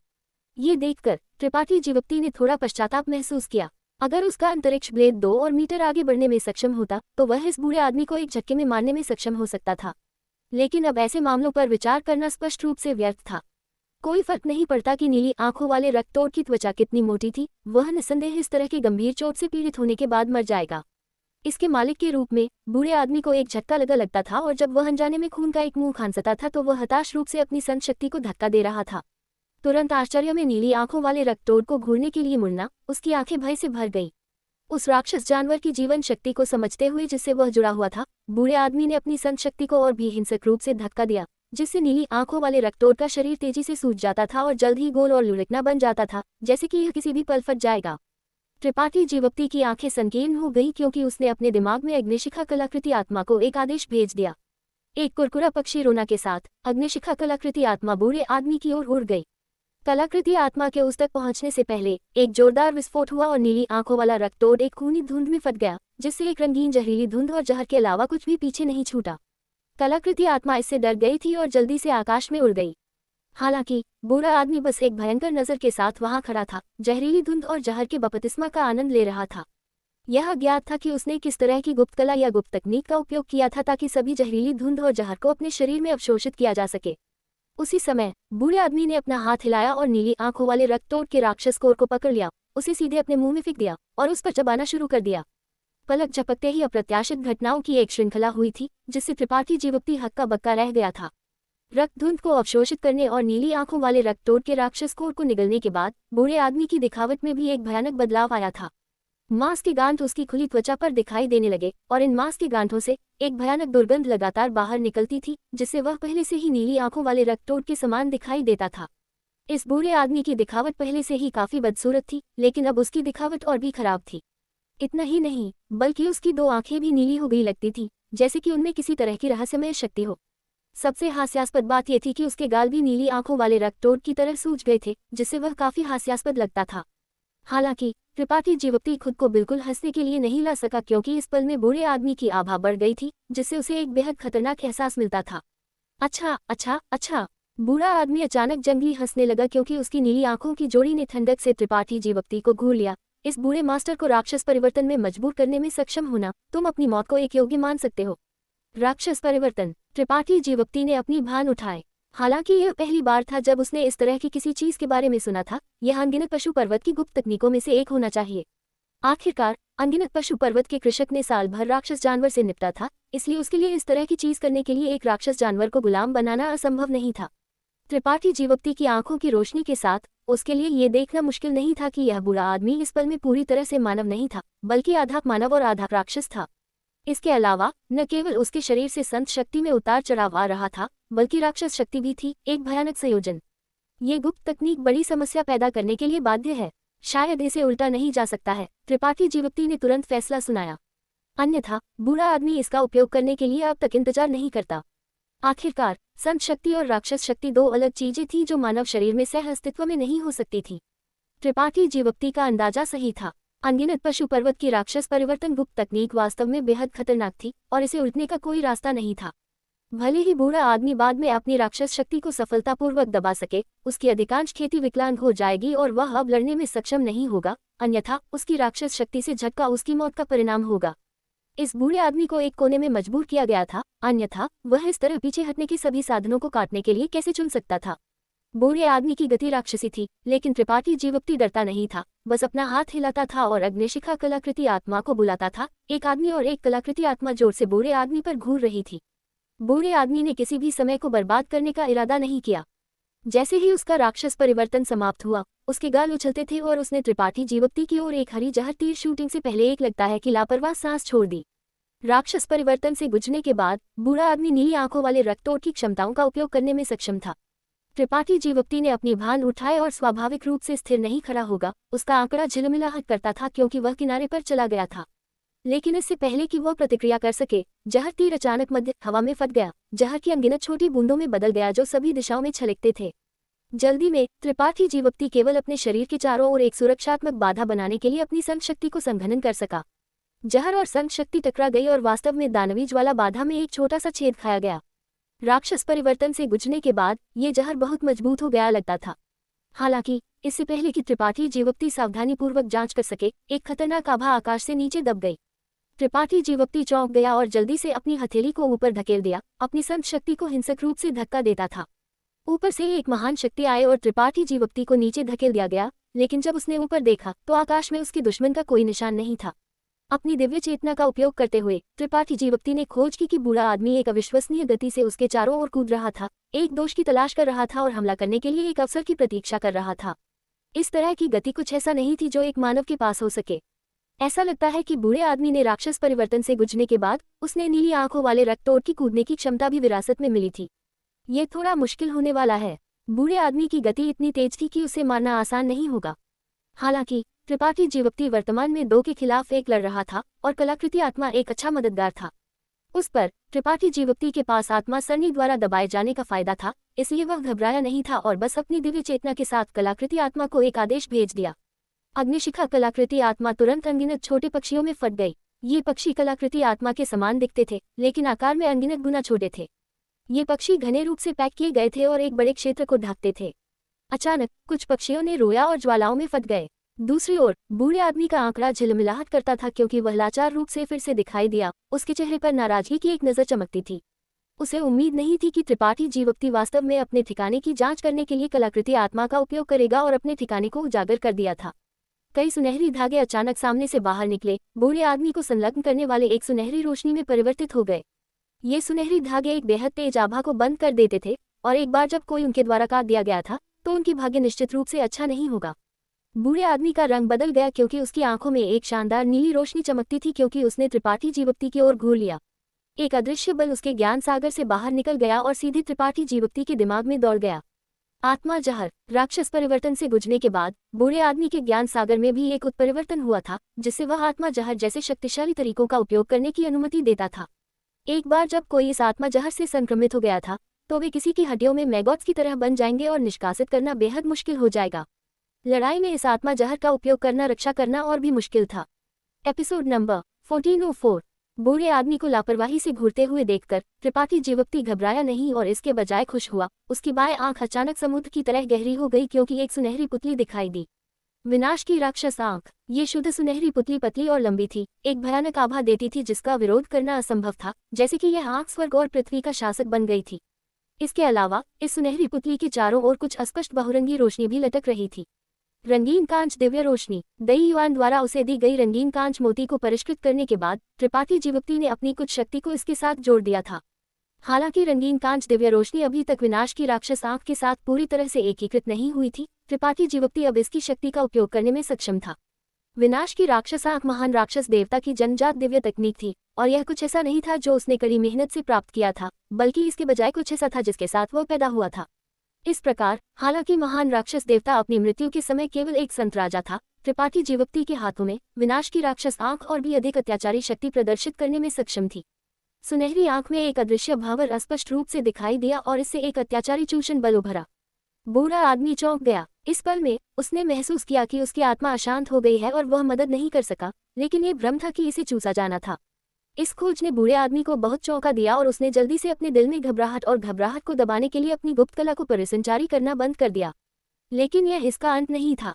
सुनहरी पुतली के चारों ओर लटकने वाली अस्पष्ट चमक इस पल में एक अजीब बल को बंद कर देती थी, और इस बल के प्रभाव में बूढ़े आदमी ने अचानक पाया कि उसकी आत्मा, जो अभी स्थिर हो गई थी, फिर से अशांत हो गई। इतना ही नहीं, बल्कि इस बार उसका शरीर भी कुछ हद तक नियंत्रण से बाहर लगता था। विनाश की राक्षस आंख में एक कृषक की आत्मा के सार को निगलने का प्रभाव था, और त्रिपाठी जीवोक्ति ने इससे पहले से ही अपने क्षेत्र को पार करने वाले स्वर्गीय मार्ग और मार्शल दाव को समझने के लिए इस पर भरोसा किया था। इस प्रकार कोई फर्क नहीं पड़ता कि किसी की खेती की गति कितनी तेज थी, उनकी मन की स्थिति में कोई दोष नहीं होगा। उस पर रंगीन कांच दिव्य रोशनी में किसी की आत्मा को रोकने और सभी 5 तत्वों को दबाने की शक्ति थी, इसलिए जब इन 2 प्रभावों को अध्यारोपित किया गया था तो इसे कम नहीं आंका जाना चाहिए था। हालांकि त्रिपाठी जीवोक्ति की वर्तमान ताकत बहुत अधिक नहीं थी, इसलिए इस बूढ़े आदमी जैसे मास्टर से क्षेत्रों में लड़ना कम प्रभावी होगा। उल्लेख नहीं करने के लिए इस बूढ़े आदमी ने पहले से ही राक्षस परिवर्तन किया था और एक साधारण द्वितीय कोटि उत्पत्ति वापसी क्षेत्र मास्टर की तुलना में निपटना कहीं अधिक मुश्किल था। इस प्रकार बस एक सांस के समय में बूढ़ा आदमी विनाश की राक्षस आंख और रंगीन कांच दिव्य रोशनी के दोहरे दमन से मुक्त होने में सफल रहा। हालांकि ये पर्याप्त था। इस संक्षिप्त पल के दौरान त्रिपाठी जीवोक्ति ने पहले से ही बूढ़े आदमी की ओर 1 दर्जन से अधिक अंतरिक्ष ब्लेड भेज दिए थे। जिस समय बूढ़े आदमी की आंखों ने अपनी स्पष्टता हासिल की और उसने अपनी स्वतंत्रता हासिल की, पिच ब्लैक ब्लेड जैसा हमला पहले से ही उस तक पहुंच चुका था। बूढ़े आदमी की आत्मा लगभग उसके शरीर को छोड़ गई, क्योंकि उसने एक दहाड़ छोड़ दी और अपने शरीर के चारों ओर 2 मोटी प्रकाश पर्दे बुलाए। इन प्रकाश पर्दों में से एक अपनी ही सन शक्ति से संघनन किया गया था, जबकि दूसरा नीली आंखों वाले रक्तोट की राक्षस शक्ति से संघनन किया गया था। हालांकि सुरक्षा की 2 परतें भी स्थानिक ब्लेड को रोक नहीं सकी। चुपचाप 1 दर्जन से अधिक अंतरिक्ष ब्लेड उस जगह से उड़ गए जहां बूढ़ा आदमी खड़ा था। उसके शरीर को काटकर कई दर्जन मीटर दूर उड़ने से पहले धीरे धीरे समाप्त हो गए। दूसरी ओर बूढ़ा आदमी अपने चेहरे पर सदमे की एक नज़र के साथ जगह पर खड़ा था, क्योंकि उसने डर में त्रिपाठी जीवोक्ति को घूर लिया था। तुरंत उसने अपना सिर नीचा किया और अपने शरीर को नीचे देखा, केवल कई चाकू आकार के छेद देखने के लिए। इन छेद के माध्यम से बूढ़ा आदमी स्पष्ट रूप से अपने टूटे हुए अंगों और रेंगने वाली 6 हाथों को देख सकता था। इन घावों से लाल रक्त फव्वारे की तरह बाहर निकल रहा था। अंतरिक्ष बल। बूढ़ा आदमी ने खुद से बड़बड़ाया, क्योंकि उसका शरीर एक दुर्घटना के साथ विस्फोट हो गया, मांस के मिनस के ढेर में बदल गया। उसके पुराने चेहरे पर उसकी 2 आंखें चौड़ी खुली थीं, जैसे कि वह विश्वास नहीं कर सका कि वह वास्तव में ऐसी जगह पर मर गया था। बूढ़े आदमी की लाश को देखते हुए त्रिपाठी जीवोक्ति ने राहत की सांस ली। ये लड़ाई आसान नहीं रही थी। हालांकि यह ज्ञान बूढ़े आदमी की ताकत को दबाने के लिए आत्मा सरणी को नियंत्रित कर रहा था। अपने राक्षस परिवर्तन गुप्त तकनीक का उपयोग करने के बाद बूढ़ा आदमी सामान्य से कहीं अधिक बड़ी ताकत प्रदर्शित करने में सक्षम रहा था। अगर ये त्रिपाठी जीवोक्ति के कई तरीकों के लिए नहीं था, तो वह इस बूढ़े आदमी को मारने में सक्षम नहीं हो सकता था। विनाश की राक्षस आंख ने एक शक्तिशाली चूषण बल जारी किया और बूढ़े आदमी की आत्मा को निगल लिया। ये एक द्वितीय कोटि उत्पत्ति वापसी क्षेत्र कृषक की आत्मा थी, इसलिए ये त्रिपाठी जीवोक्ति को अपने क्षेत्र की समझ में बहुत मदद करेगा। स्वाभाविक रूप से वह इस अवसर को याद नहीं करेगा। इस लड़ाई के बाद त्रिपाठी जीवोक्ति को अपनी लड़ाई प्रभावशीलता की एक स्पष्ट समझ थी। अपने वर्तमान स्तर पर उसे एक द्वितीय कोटि उत्पत्ति वापसी क्षेत्र कृषक का सामना करने में कोई समस्या नहीं थी, लेकिन क्या वह किसी को मार सकता है या नहीं, ये दूसरी पार्टी की क्षमता पर निर्भर करेगा। जहां तक एक तृतीय कोटि उत्पत्ति वापसी क्षेत्र कृषक का सवाल है, त्रिपाठी जीवोक्ति संघर्ष कर रहा लगता था, लेकिन वास्तव में लड़े बिना वह कोई फैसला नहीं कर सका। दूसरी ओर बूढ़े आदमी की दिव्य चेतना के नियंत्रण के बिना उसके एकल हाथ कुल्हाड़ी कलाकृति से परिवर्तित काला अजगर अपने मूल रूप में वापस आ गया और जमीन पर गिर गया। त्रिपाठी जीवोक्ति ने अपना हाथ हिलाया और अपनी बैंगनी ढाल वापस ले ली। इससे पहले कि एकल हाथ कुल्हाड़ी उठाए और उसे अपने अंतरिक्ष वलय में फेंकने से पहले कुछ क्षणों के लिए इसके साथ खेलता था। जगह पर खड़ा था और एक पल के लिए चुपचाप जांच कर रहा था। त्रिपाठी जीवोक्ति ने जल्दी से ड्रैगन गुफा पर्वत पर वर्तमान स्थिति को समझा। घुसपैठिए मूल रूप से सभी मर चुके थे, लेकिन कहीं और 1 दर्जन किलोमीटर से अधिक दूर एक और द्वितीय कोटि उत्पत्ति वापसी क्षेत्र कृषक 3 प्रथम कोटि उत्पत्ति वापसी क्षेत्र कृषकों के खिलाफ एक कड़वा संघर्ष में बंद था। इन लोगों के अभाव के माध्यम से त्रिपाठी जीवप्ती ने जल्दी से निर्धारित किया कि दुश्मन राक्षस रक्त मंदिर का एक मास्टर होना चाहिए। जहां तक 3 प्रथम कोटि उत्पत्ति वापसी क्षेत्र कृषकों का सवाल है, कहने की जरूरत नहीं है, वे स्पष्ट रूप से चान क्यूई, हावन और निंजयान चेन थे। हालांकि इन तीनों की खेती कम थी, उन्हें ड्रैगन गुफा पर्वत के अंदर राक्षस रक्त मंदिर से मध्य वृद्ध आदमी को घेरने में कोई समस्या नहीं थी। त्रिपाठी जीवप्ती ने यह भी समझा कि स्थिति एक तरफा थी, इसलिए दुश्मन को हराने और मरने से पहले ये केवल समय की बात थी। निंजयान चेन का इन कीचड़ वाले पानी में कदम रखना और ड्रैगन गुफा पर्वत के पक्ष में खड़ा होना त्रिपाठी जीवप्ती की उम्मीदों से परे था। आखिरकार त्रिपाठी जीवप्ती की इस वरिष्ठ के साथ बहुत अधिक दोस्ती नहीं थी और सम्राट उद्यान की अपनी यात्रा के दौरान उसने केवल कुछ बार उससे बात की थी। हालांकि त्रिपाठी जीवप्ती जानता था कि निंजयान चेन का उससे दोस्ती करने का उद्देश्य अपने अग्निशिखा कलाकृति आत्मा को उधार लेना था, त्रिपाठी जीवप्ती ने इसे आपत्तिजनक नहीं पाया था। आखिरकार दूसरी पार्टी के पास थोड़ा सा भी दुर्भावनापूर्ण इरादा नहीं था और बस मदद मांगना चाहता था। इससे भी अधिक निंजयान चेन ने अंत में उसके अनुरोध को आसानी से सहमत किया था। जो उस समय एक अनजाने में किया गया कार्य था, वह वास्तव में इस समय ड्रैगन गुफा पर्वत में सुदृढ़ीकरण लाया था, एक वास्तव में अनजाने में किया गया कार्य। अन्यथा केवल चांग क्यूई और हाओएन के साथ उनके लिए राक्षस रक्त मंदिर से इस दुश्मन को मारना असंभव होता। बेशक इससे कोई फर्क नहीं पड़ता था कि ड्रैगन गुफा पर्वत में निंजयान चेन था या नहीं, लेकिन इस खोज ने त्रिपाठी जीवप्ती को बहुत बेहतर महसूस कराया। निंजयान चेन पर अब ध्यान नहीं देते हुए त्रिपाठी जीवप्ती ने अपनी नजर एक अलग जगह पर बदल दी। उसके चेहरे पर एक ठंडी मुस्कान दिखाई दी क्योंकि वह ऊपर चला गया था। इस अजीब वीरान भ्रम के अंदर, जहां कोई सूरज, चांद या सितारे नहीं थे, ज़ीली जमीन पर क्रॉस लेग बैठा था। उसकी अभिव्यक्ति एक प्राचीन कुएं के रूप में शांत थी। वह लंबे समय से कोशिश कर रहा था, लेकिन अभी भी अपने सामने आत्मा सरनी को नहीं तोड़ सका। इस पल में उसने निर्णायक रूप से समझा कि वह अपनी ताकत के साथ इस आत्मा सरनी को नहीं तोड़ सका, इसलिए उसने अब और समय बर्बाद नहीं करने का फैसला किया और इसके बजाय अपनी ताकत को संरक्षित करना शुरू कर दिया। वह जानता था कि इस भ्रम सरनी में कोई घातकता नहीं थी, इसलिए अगर दुश्मन उसे मारना चाहता था तो वे आखिरकार खुद को दिखाएंगे। जी परिवार के सबसे मजबूत सदस्य के रूप में ज़ीली की मानसिक दृढ़ता काफी अच्छी थी, लेकिन उसके आसपास के संत राजा इतने शांत नहीं थे। इस पल में उनमें से सभी उत्सुकता से ज़ीली को घूर रहे थे, उम्मीद कर रहे थे कि वह एक रास्ता बता सकेगा। हालांकि ज़ीली ने कुछ नहीं कहा, इसलिए वे लाचार थे और जल्दबाजी में पूछने की हिम्मत नहीं की। उनमें से सभी एक गर्म पैन पर चींटियों की तरह थे, विश्वास से परे चिंतित थे। अचानक ज़ीली, जो जमीन पर क्रॉस लेग बैठा था, खड़ा हो गया। उसकी आंखें एक भयानक रोशनी चमकती थी क्योंकि उसने एक निश्चित दिशा की ओर घूर लिया था। जब वो खड़ा हुआ तो उसके सामने अंतरिक्ष अचानक उछल गया और फिर एक आंकड़ा अजीब तरह से इसके माध्यम से गुजर गया, जैसे कि एक पारदर्शी पानी के पर्दे से गुजरना, आसानी से जी परिवार के सदस्यों के सामने पहुंचना।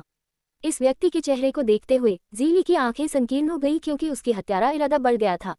बेशक उसने त्रिपाठी जीवप्ती को पहचाना था। आखिरकार उसके बेटे ज़ीहोंगवेन की मृत्यु त्रिपाठी जीवप्ती के हाथों में दुखद रूप से हुई थी। ज़ीली हमेशा अपने बेटे की मौत का बदला लेना चाहता था, लेकिन वह एक आदमी था जिसने कई तूफानों का अनुभव किया था और त्रिपाठी जीवप्ती पर बदला लेने के लिए जल्दबाजी में ड्रैगन गुफा पर्वत पर नहीं आया था। आखिरकार उस समय त्रिपाठी जीवप्ती के पीछे अभी भी कियान टोन खड़ा था। अगर उसे जल्दबाजी में कार्य करना था तो भले ही वह सफल हो गया, ज़ीली को त्रिपाठी जीवप्ती के साथ दफनाया जाएगा। अगर वास्तव में ऐसा हुआ तो लाभ नुकसान के लिए नहीं बनाएंगे। इस प्रकार ज़ीली धैर्यपूर्वक एक अवसर की प्रतीक्षा कर रहा था। वह भाग्यशाली रहा था, वह विफल रहा था और अब वह आखिरकार इस पल तक पहुंच गया था। अब जब वह अपने दुश्मन से मिल चुका था तो ये स्वाभाविक था कि वह गुस्सा हो जाएगा। हालांकि ज़ीली अभी भी अपनी शालीनता बनाए रखने में सक्षम था और बस त्रिपाठी जीवप्ती को घूर लिया, जल्दबाजी में कार्य करने की हिम्मत नहीं की। इस भ्रम में टूटने के बाद त्रिपाठी जीवप्ती ने चारों ओर देखा और उदासीनता से अपनी कलाकृति आत्मा को बुलाया। अग्निशिखा कलाकृति आत्मा ने अपने पंख फैलाए और संत राजा क्षेत्र कृषक की ओर वॉशबेसिन आकार के फायरबॉल की एक श्रृंखला भेज दी। ये गरीब संत राजा क्षेत्र कृषक इतने लंबे समय तक यहाँ फंसे हुए थे और लंबे समय से घबराए हुए थे। अब जब उन पर अग्निशिखा कलाकृति आत्मा द्वारा हमला किया गया था, जिसकी ताकत एक उत्पत्ति वापसी क्षेत्र मास्टर के तुलनीय थी, तो वे कैसे विरोध कर सके। रक्षात्मक कलाकृतियां जो उन्होंने जल्दबाजी में बुलाई थी, वे इन फायरबॉल के हमले का विरोध करने में असमर्थ थीं और गर्मी की लहरों और प्रभाव से चकनाचूर हो गईं। उनके शरीरों की रक्षा करने वाली संत शक्ति बाधाएं भी जंगली रूप से चमकती थीं और पलक झपकते ही टूट गईं, जिससे वे बुरी तरह से चिल्लाते थे क्योंकि वे जमीन पर गिर गए और राख में जल गए। एक पल में कई संत राजा क्षेत्र कृषक सभी एकल भूमिका निभाने में सक्षम हुए बिना मारे गए थे। हालांकि ज़ीली की अभिव्यक्ति अपरिवर्तित रही, जैसे कि जो मर गए थे वे उसके परिवार के शिष्य नहीं थे, बस ठंडक से त्रिपाठी जीवप्ती को घूर रहे थे। एक लंबे मौन के बाद उसने एक गहरी सांस ली और जल्दी से कहा, क्या ये पहली बार है जब तुम और यह बूढ़ा मास्टर मिले हैं? ये बूढ़ा मास्टर जीली है, संभवतः तुम उससे अजनबी नहीं हो। त्रिपाठी जीवप्ती ने अपने होठों को घुमाया और हल्के से कहा, मैं जानता हूँ कि तुम जीली हो और मैं जानता हूँ कि तुम यहाँ क्यों हो, लेकिन मैं बस तुमसे एक सवाल पूछना चाहता हूँ। अच्छा, तुम्हारी मौत से पहले ये बूढ़ा मास्टर तुम्हारी इच्छा को संतुष्ट कर सकता है। जीली ने ठंडक से सूंघा, लगता है कि वह अपने ही तरीकों में काफी आत्मविश्वास था। बेशर्मी से शेखी मारना। त्रिपाठी जीवप्ती मुस्कुराया, इसे भूल जाओ, मैं तुम्हारे साथ परेशान नहीं करूंगा, तुम्हें बस मुझे बताना होगा कि ये कहाँ है और मैं तुम्हारी लाश को बरकरार छोड़ दूंगा। ये जीली की भान झुक गई, जैसे कि उसने उम्मीद नहीं की थी कि त्रिपाठी जीवप्ती इस समय ऐसा सवाल पूछेगा, लेकिन इससे पहले कि उसने अपना सिर हिलाया और कहा, मुझे नहीं पता, वह शायद मर चुका है। एक अजीब नजर उसकी आंखों में चमकती थी। मृत। त्रिपाठी जीवप्ती ने टिप्पणी नहीं की। ये के लिए इतनी आसानी से मरना असंभव था। त्रिपाठी जीवप्ती ने लियू यान के रेगिस्तान में ये के हाथों में से एक को काट दिया था, लेकिन फिर भी इस बार ये का हाथ वास्तव में वापस बढ़ गया था। त्रिपाठी जीवप्ती इसे समझ नहीं सका। Episode number 1405। यह असंभव था कि कोई व्यक्ति जो एक कटे हुए हाथ को फिर से उगा सके, इतनी आसानी से मर जाए, इसलिए त्रिपाठी जीवप्ती को फीका महसूस हुआ कि ये सरल नहीं था। हालांकि इस पल में उसके सामने जीली के अलावा केवल राक्षस रक्त मंदिर का मध्य वृद्ध आदमी अभी भी जीवित था। अगर ये टूट गया था तो कोई कारण नहीं था कि उसे खोजा नहीं गया होगा। यांग यान और वुई हर समय ड्रैगन गुफा पर्वत के आंदोलनों की निगरानी कर रहे थे। ये हरामी काफी चालाक है, अंदर आने की हिम्मत नहीं कर रहा है। त्रिपाठी जीवप्ती अपने दांतों को पीसने में मदद नहीं कर सका। क्या तुम्हें बस इतना ही कहना है? जीली ने एक अधीर नजर दिखाई। हाँ, त्रिपाठी जीवप्ती ने वापस उसकी ओर मुस्कुराया। तो तुम मर सकते हो। जीली का चेहरा एक भयंकर रोशनी से भर गया क्योंकि उसने दहाड़ दी। एक राजसी संत शक्ति उसके शरीर से धड़कती थी जो नग्न आंख को फीका दिखाई देती थी। तुरंत उसके शरीर से चटकने वाली आवाजों की एक श्रृंखला बजी क्योंकि उसका शरीर नाटकीय रूप से विस्तारित हुआ। उसकी मांसपेशियों को उछालता था और एक अजीब कांस्य रंग देता था क्योंकि उसने एक तीर की तरह त्रिपाठी जीवप्ती की ओर गोली मार दी। त्रिपाठी जीवप्ती की आंखें आश्चर्य के साथ चमकती थी क्योंकि उसने इस सीली से वास्तव में करीबी क्वार्टर में उससे लड़ने की उम्मीद नहीं की थी, लेकिन उसने इसके बारे में ज्यादा नहीं सोचा। आखिरकार दूसरी पार्टी के पास उसके लिए गहरी नफरत थी, इसलिए स्वाभाविक रूप से इस तरह की विधि अधिक संतोषजनक होगी। ऐसा सोचते हुए त्रिपाठी जीवप्ती के होंठ थोड़ा घुमावदार थे क्योंकि वह जगह पर खड़ा था और उदासीनता से जीली को घूर रहा था, अपना हाथ हिलाता था और एक सुनहरी धागा भेज रहा था। हालांकि जीली ने चकमा देने की कोशिश नहीं की और इसके बजाय धीरे धीरे अपनी मुट्ठी फैला दी। यह मुट्ठी धीमी लगती थी, लेकिन वास्तव में एक शक्तिशाली सुनहरी रोशनी से भरी हुई थी क्योंकि ये सुनहरी धागे से सिर पर मिली थी। पलक झपकते ही मुट्ठी सुनहरी रक्त धागे से टकरा गई, लेकिन त्रिपाठी जीवप्ती के आश्चर्य के लिए उसके अविश्वसनीय रूप से तेज सुनहरी रक्त धागे को वास्तव में उसकी प्रतिद्वंद्वी की नंगे मुट्ठी से अवरुद्ध कर दिया गया था। इतना ही नहीं, बल्कि एक स्पष्ट बल सुनहरी धागे के माध्यम से और उसके शरीर में गुजर गया, जिससे उसकी जीवन शक्ति बढ़ गई। जैसे ही उन्होंने झटके का आदान प्रदान किया, त्रिपाठी जीवप्ती ने महसूस किया कि यह जीली अनगिनत पशु पर्वत से बूढ़े आदमी की तुलना में निपटना और भी मुश्किल था। छाया चंद्रमा हॉल के एक पावरहाउस के रूप में उम्मीद थी, बस उसकी पृष्ठभूमि असाधारण थी। अगर जीली ने बूढ़े आदमी से एक पर एक लड़ाई लड़ी तो बूढ़ा आदमी निश्चित रूप से उसके लिए एक मैच नहीं होगा। त्रिपाठी जीवप्ती का चेहरा गंभीर हो गया और जैसे ही वह इस बूढ़े आदमी को रोकने के लिए कुछ अन्य तरीके का उपयोग करने वाला था, एक अचानक बदलाव हुआ। जीली, जो हत्यारा इरादे के साथ उसकी ओर भाग रहा था, अचानक एक अजीब रोना छोड़ दिया, जैसे कि उसे किसी तरह की दुर्घटना का सामना करना पड़ा था। उसके चेहरे पर दर्द और भ्रम की एक नजर दिखाई दी। अगले पल में उसकी चमकती आंखें खून लाल रोशनी की एक परत से ढकी हुई थी। त्रिपाठी जीवप्ती की भान जुरीदार थी, अवचेतन रूप से सोच रहा था कि दूसरी तरफ किसी तरह की चाल खेल रहा था, लेकिन उसने ये भी महसूस किया कि कुछ गलत था। एक पल के लिए वह नहीं जानता था कि दूसरी तरफ क्या सोच रहा था। उस पल में जीली पहले से ही त्रिपाठी जीवप्ती के 5 मीटर के भीतर भाग चुका था। उसका हत्यारा इरादा इतना स्पष्ट था कि यह लगभग स्पष्ट था, जैसे कि एक तेज ब्लेड त्रिपाठी जीवप्ती की त्वचा में कटौती कर रहा था। अगले पल में जीली का शरीर एक अजीब खून लाल रंग के साथ चमकना शुरू कर दिया और उसकी आभा बेहद अराजक हो गई। खून उसकी आंखों, नाक, मुंह और कानों से बहना शुरू हो गया क्योंकि उसकी आंखें चौड़ी हो गईं, जैसे कि वे अपनी सॉकेट से बाहर निकलने वाले थे। ये देखने के लिए एक भयानक नजर थी। ये है, त्रिपाठी जीवप्ती ने आश्चर्य में इस अचानक दृश्य को देखा, लेकिन जल्द ही उसने कुछ सोचा और उसकी अभिव्यक्ति नाटकीय रूप से बदल गई। अपने हाथ के एक नल के साथ बैंगनी ढाल बाहर उड़ गई और एक हिंसक रेत तूफान में परिवर्तित हो गई जो उसके चारों ओर लपेट गया। उसी समय अग्निशिखा कलाकृति आत्मा आकाश से नीचे उतरा और ज्वालाओं के एक पर्दे में परिवर्तित हो गया, त्रिपाठी जीवप्ती के सामने अवरुद्ध हो गया। त्रिपाठी जीवप्ती ने ये सब कुछ किया था जब जीली पहले से ही अग्निशिखा कलाकृति आत्मा द्वारा गठित ज्वालाओं के पर्दे में भाग गया था। झुलसने वाली ज्वालाएं उसके पूरे शरीर को ढकती थी उसे पलक झपकते ही एक जलते हुए आदमी में बदल दिया, लेकिन ज़ीली इसे अनजान लगता था और अभी भी मौत के किसी भी डर के बिना त्रिपाठी जीवोक्ति की ओर भाग गया, एक भयंकर अभिव्यक्ति के रूप में अपने सांस के नीचे किसी तरह का जादू करता था जो उसके चेहरे पर दिखाई देता था। ज्वालाओं का पर्दा सिकुड़ गया और ज़ीली की पेशगी को अवरुद्ध कर दिया, आखिरकार उसे काफी धीमा कर दिया। ज़ीली का शरीर भी इस पल में अपनी सीमा तक पहुंच गया क्योंकि उसकी त्वचा में दरार आने लगी और खून बाहर निकलना शुरू हो गया, झुलसने वाली गर्मी के नीचे सूख जाता था। एक जोरदार धमाका हुआ क्योंकि ज़ीली के शारीरिक शरीर और उसके शरीर में शामिल सन शक्ति की बड़ी मात्रा अचानक टूट गई। एक अकल्पनीय शॉकवेव उस जगह से फैल गई जहां वह खड़ा था। हर जगह रेत और पत्थरों को उड़ाता था क्योंकि स्वर्ग और पृथ्वी बिखर गए थे। आसपास का अंतरिक्ष जंगली रूप से चमकता था क्योंकि यहाँ व्यवस्थित ब्रह्म सरणियां इस ऊर्जा के प्रभाव का सामना करने में असमर्थ थी और गिरने से पहले केवल कुछ सांसों का समय तक चली इस जगह के मूल दृश्यों को प्रकट करती थी। ज्वालाओं का पर्दा जो मूल रूप से ज़ीली के शरीर को लपेट चुका था, वह भी इस शॉकवेव से टूट गया था। सौभाग्य से कलाकृति आत्मा के पास एक शारीरिक शरीर नहीं था, इसलिए भले ही वह इस शॉकवेव से टकरा गया, उसने कोई गंभीर नुकसान नहीं उठाया, केवल एक पल के लिए सिकुड़ता था और विकृत करता था। इससे पहले कि वह अपनी मूल दिखावट को बहाल कर सके, उसकी आंखें भय की एक मानव नजर चमकती थी। ड्रैगन गुफा पर्वत का सभी इस पल में हिल गया और यहाँ तक कि सुरक्षात्मक आत्मा सरनिया की कई परतों के साथ ऊर्जा में उतार चढ़ाव को छिपाया नहीं जा सका। हम कियान टोंग और फेई जीतू, जो 50 किलोमीटर दूर थे, दोनों खड़े हुए और आश्चर्य में ड्रैगन गुफा पर्वत की ओर घूर रहे थे। बूढ़े फेई, ये है। कियान टोंग की अभिव्यक्ति गरिमापूर्ण हो गई। क्या किसी ने आत्म विनाश किया था? फेई जीतू ने आश्चर्य में कहा। हाँ, और इस आभा को देखते हुए यह ज़ीली लगता है। वह नहीं हो सकता। ज़ीली एक द्वितीय कोटि उत्पत्ति वापसी क्षेत्र कृषक है। भले ही वह उस आत्मा सरणी में गिर गया, उसे इस तरह समाप्त नहीं होना चाहिए था। चलो जाओ और देखो, वहाँ कुछ गलत है। कियान टोंग के ऐसा कहने के बाद उसका आंकड़ा झिलमिलाहट हुआ और ड्रैगन गुफा पर्वत की ओर उड़ गया। फेई जीतू भान सिकोड़ गया, कड़वा मुस्कुराया और लाचार रूप से उसका पीछा किया। बोलने के लिए छाया चंद्रमा हॉल अभी एक बुरी स्थिति में था, इसलिए इस मामले में शामिल नहीं होना सबसे अच्छा था, लेकिन ये देखने के बाद कि त्रिपाठी जीवक्ति के पास एक प्राचीन दिव्य आत्मा के अवशेष आत्मा का एक झाग था, फेई जीतू अब उसे एक साधारण संत राजा के रूप में इलाज नहीं कर सका और अवचेतन रूप से उसके साथ एक अच्छा संबंध स्थापित करना चाहता था। इसके अलावा कियान टोंग स्पष्ट रूप से त्रिपाठी जीवक्ति के पक्ष में था, इसलिए त्रिपाठी जीवक्ति स्वाभाविक रूप से त्रिपाठी जीवक्ति और ड्रैगन गुफा पर्वत को कोई नुकसान नहीं उठाना चाहता था।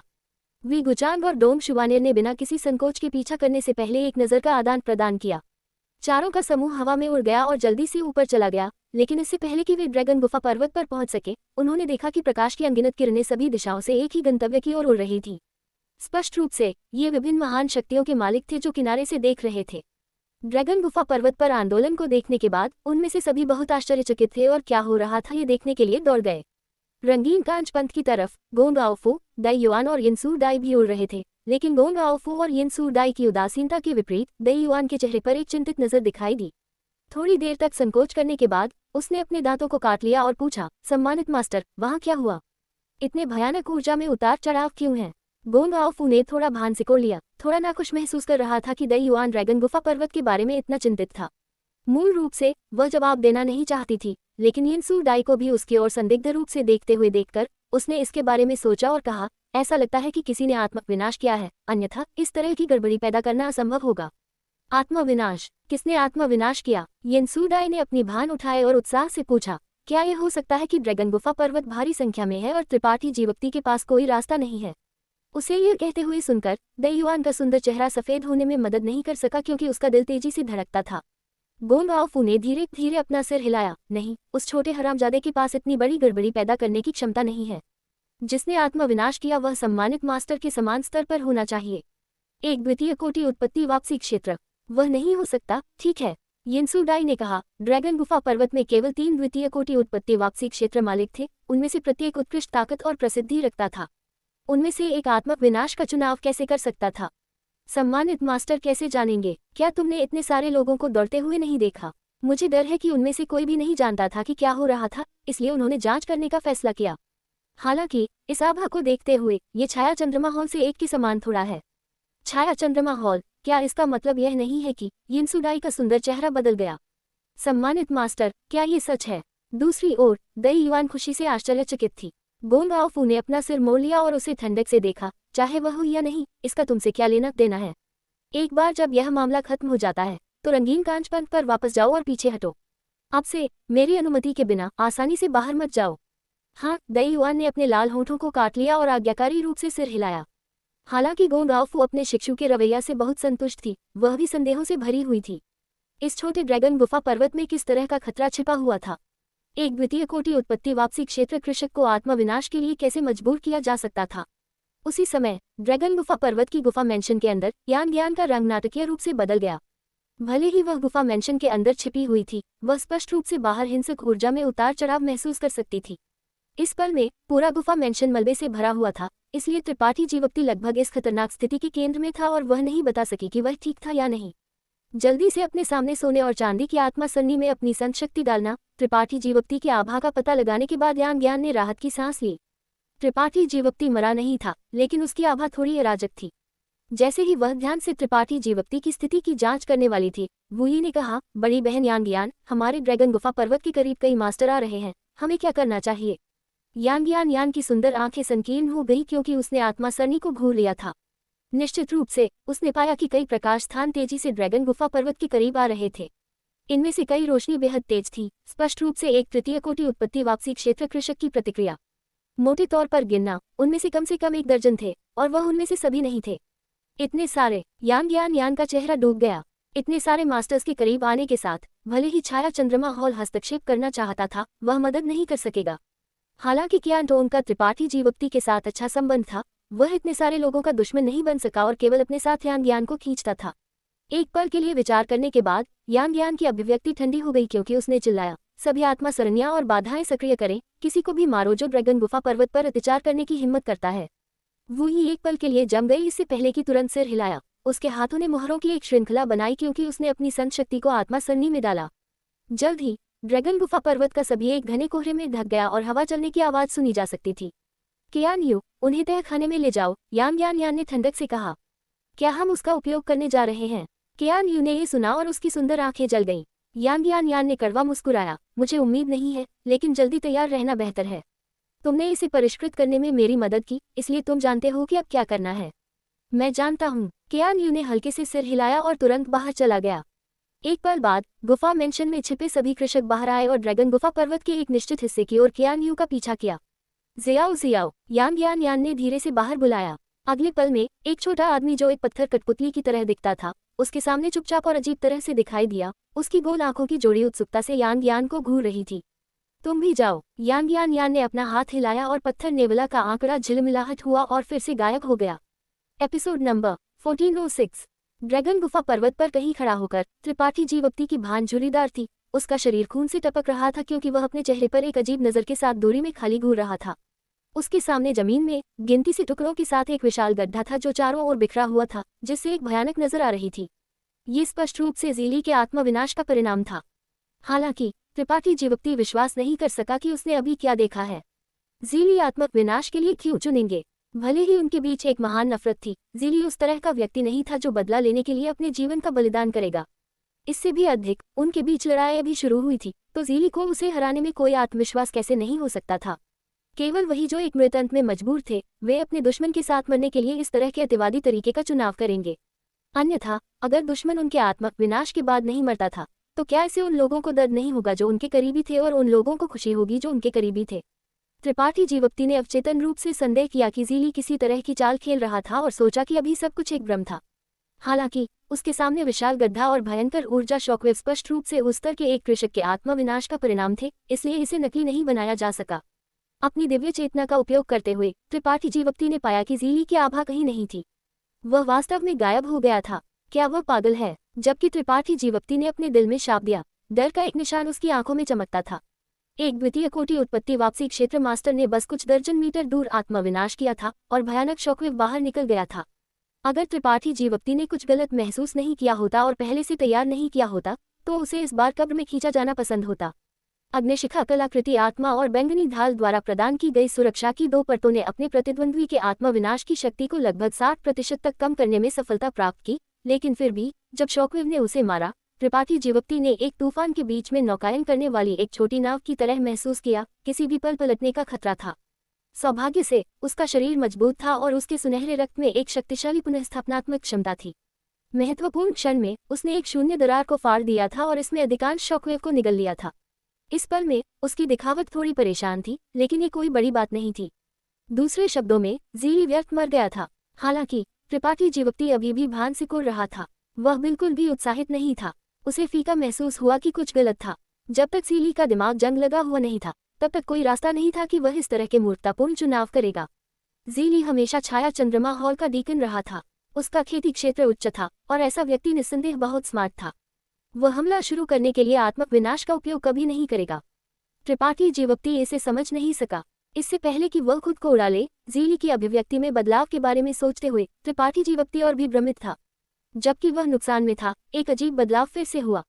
विशाल गड्ढे में मांस का एक टुकड़ा जो विस्फोट के बाद ज़ीली का था, अचानक अजीब तरह से घुमाया गया और फिर एक खूंट लाल रोशनी उससे बाहर निकल गई। उसी समय 4 या 5 समान खूंट लाल रोशनी के बीम सभी दिशाओं से बाहर निकल गए।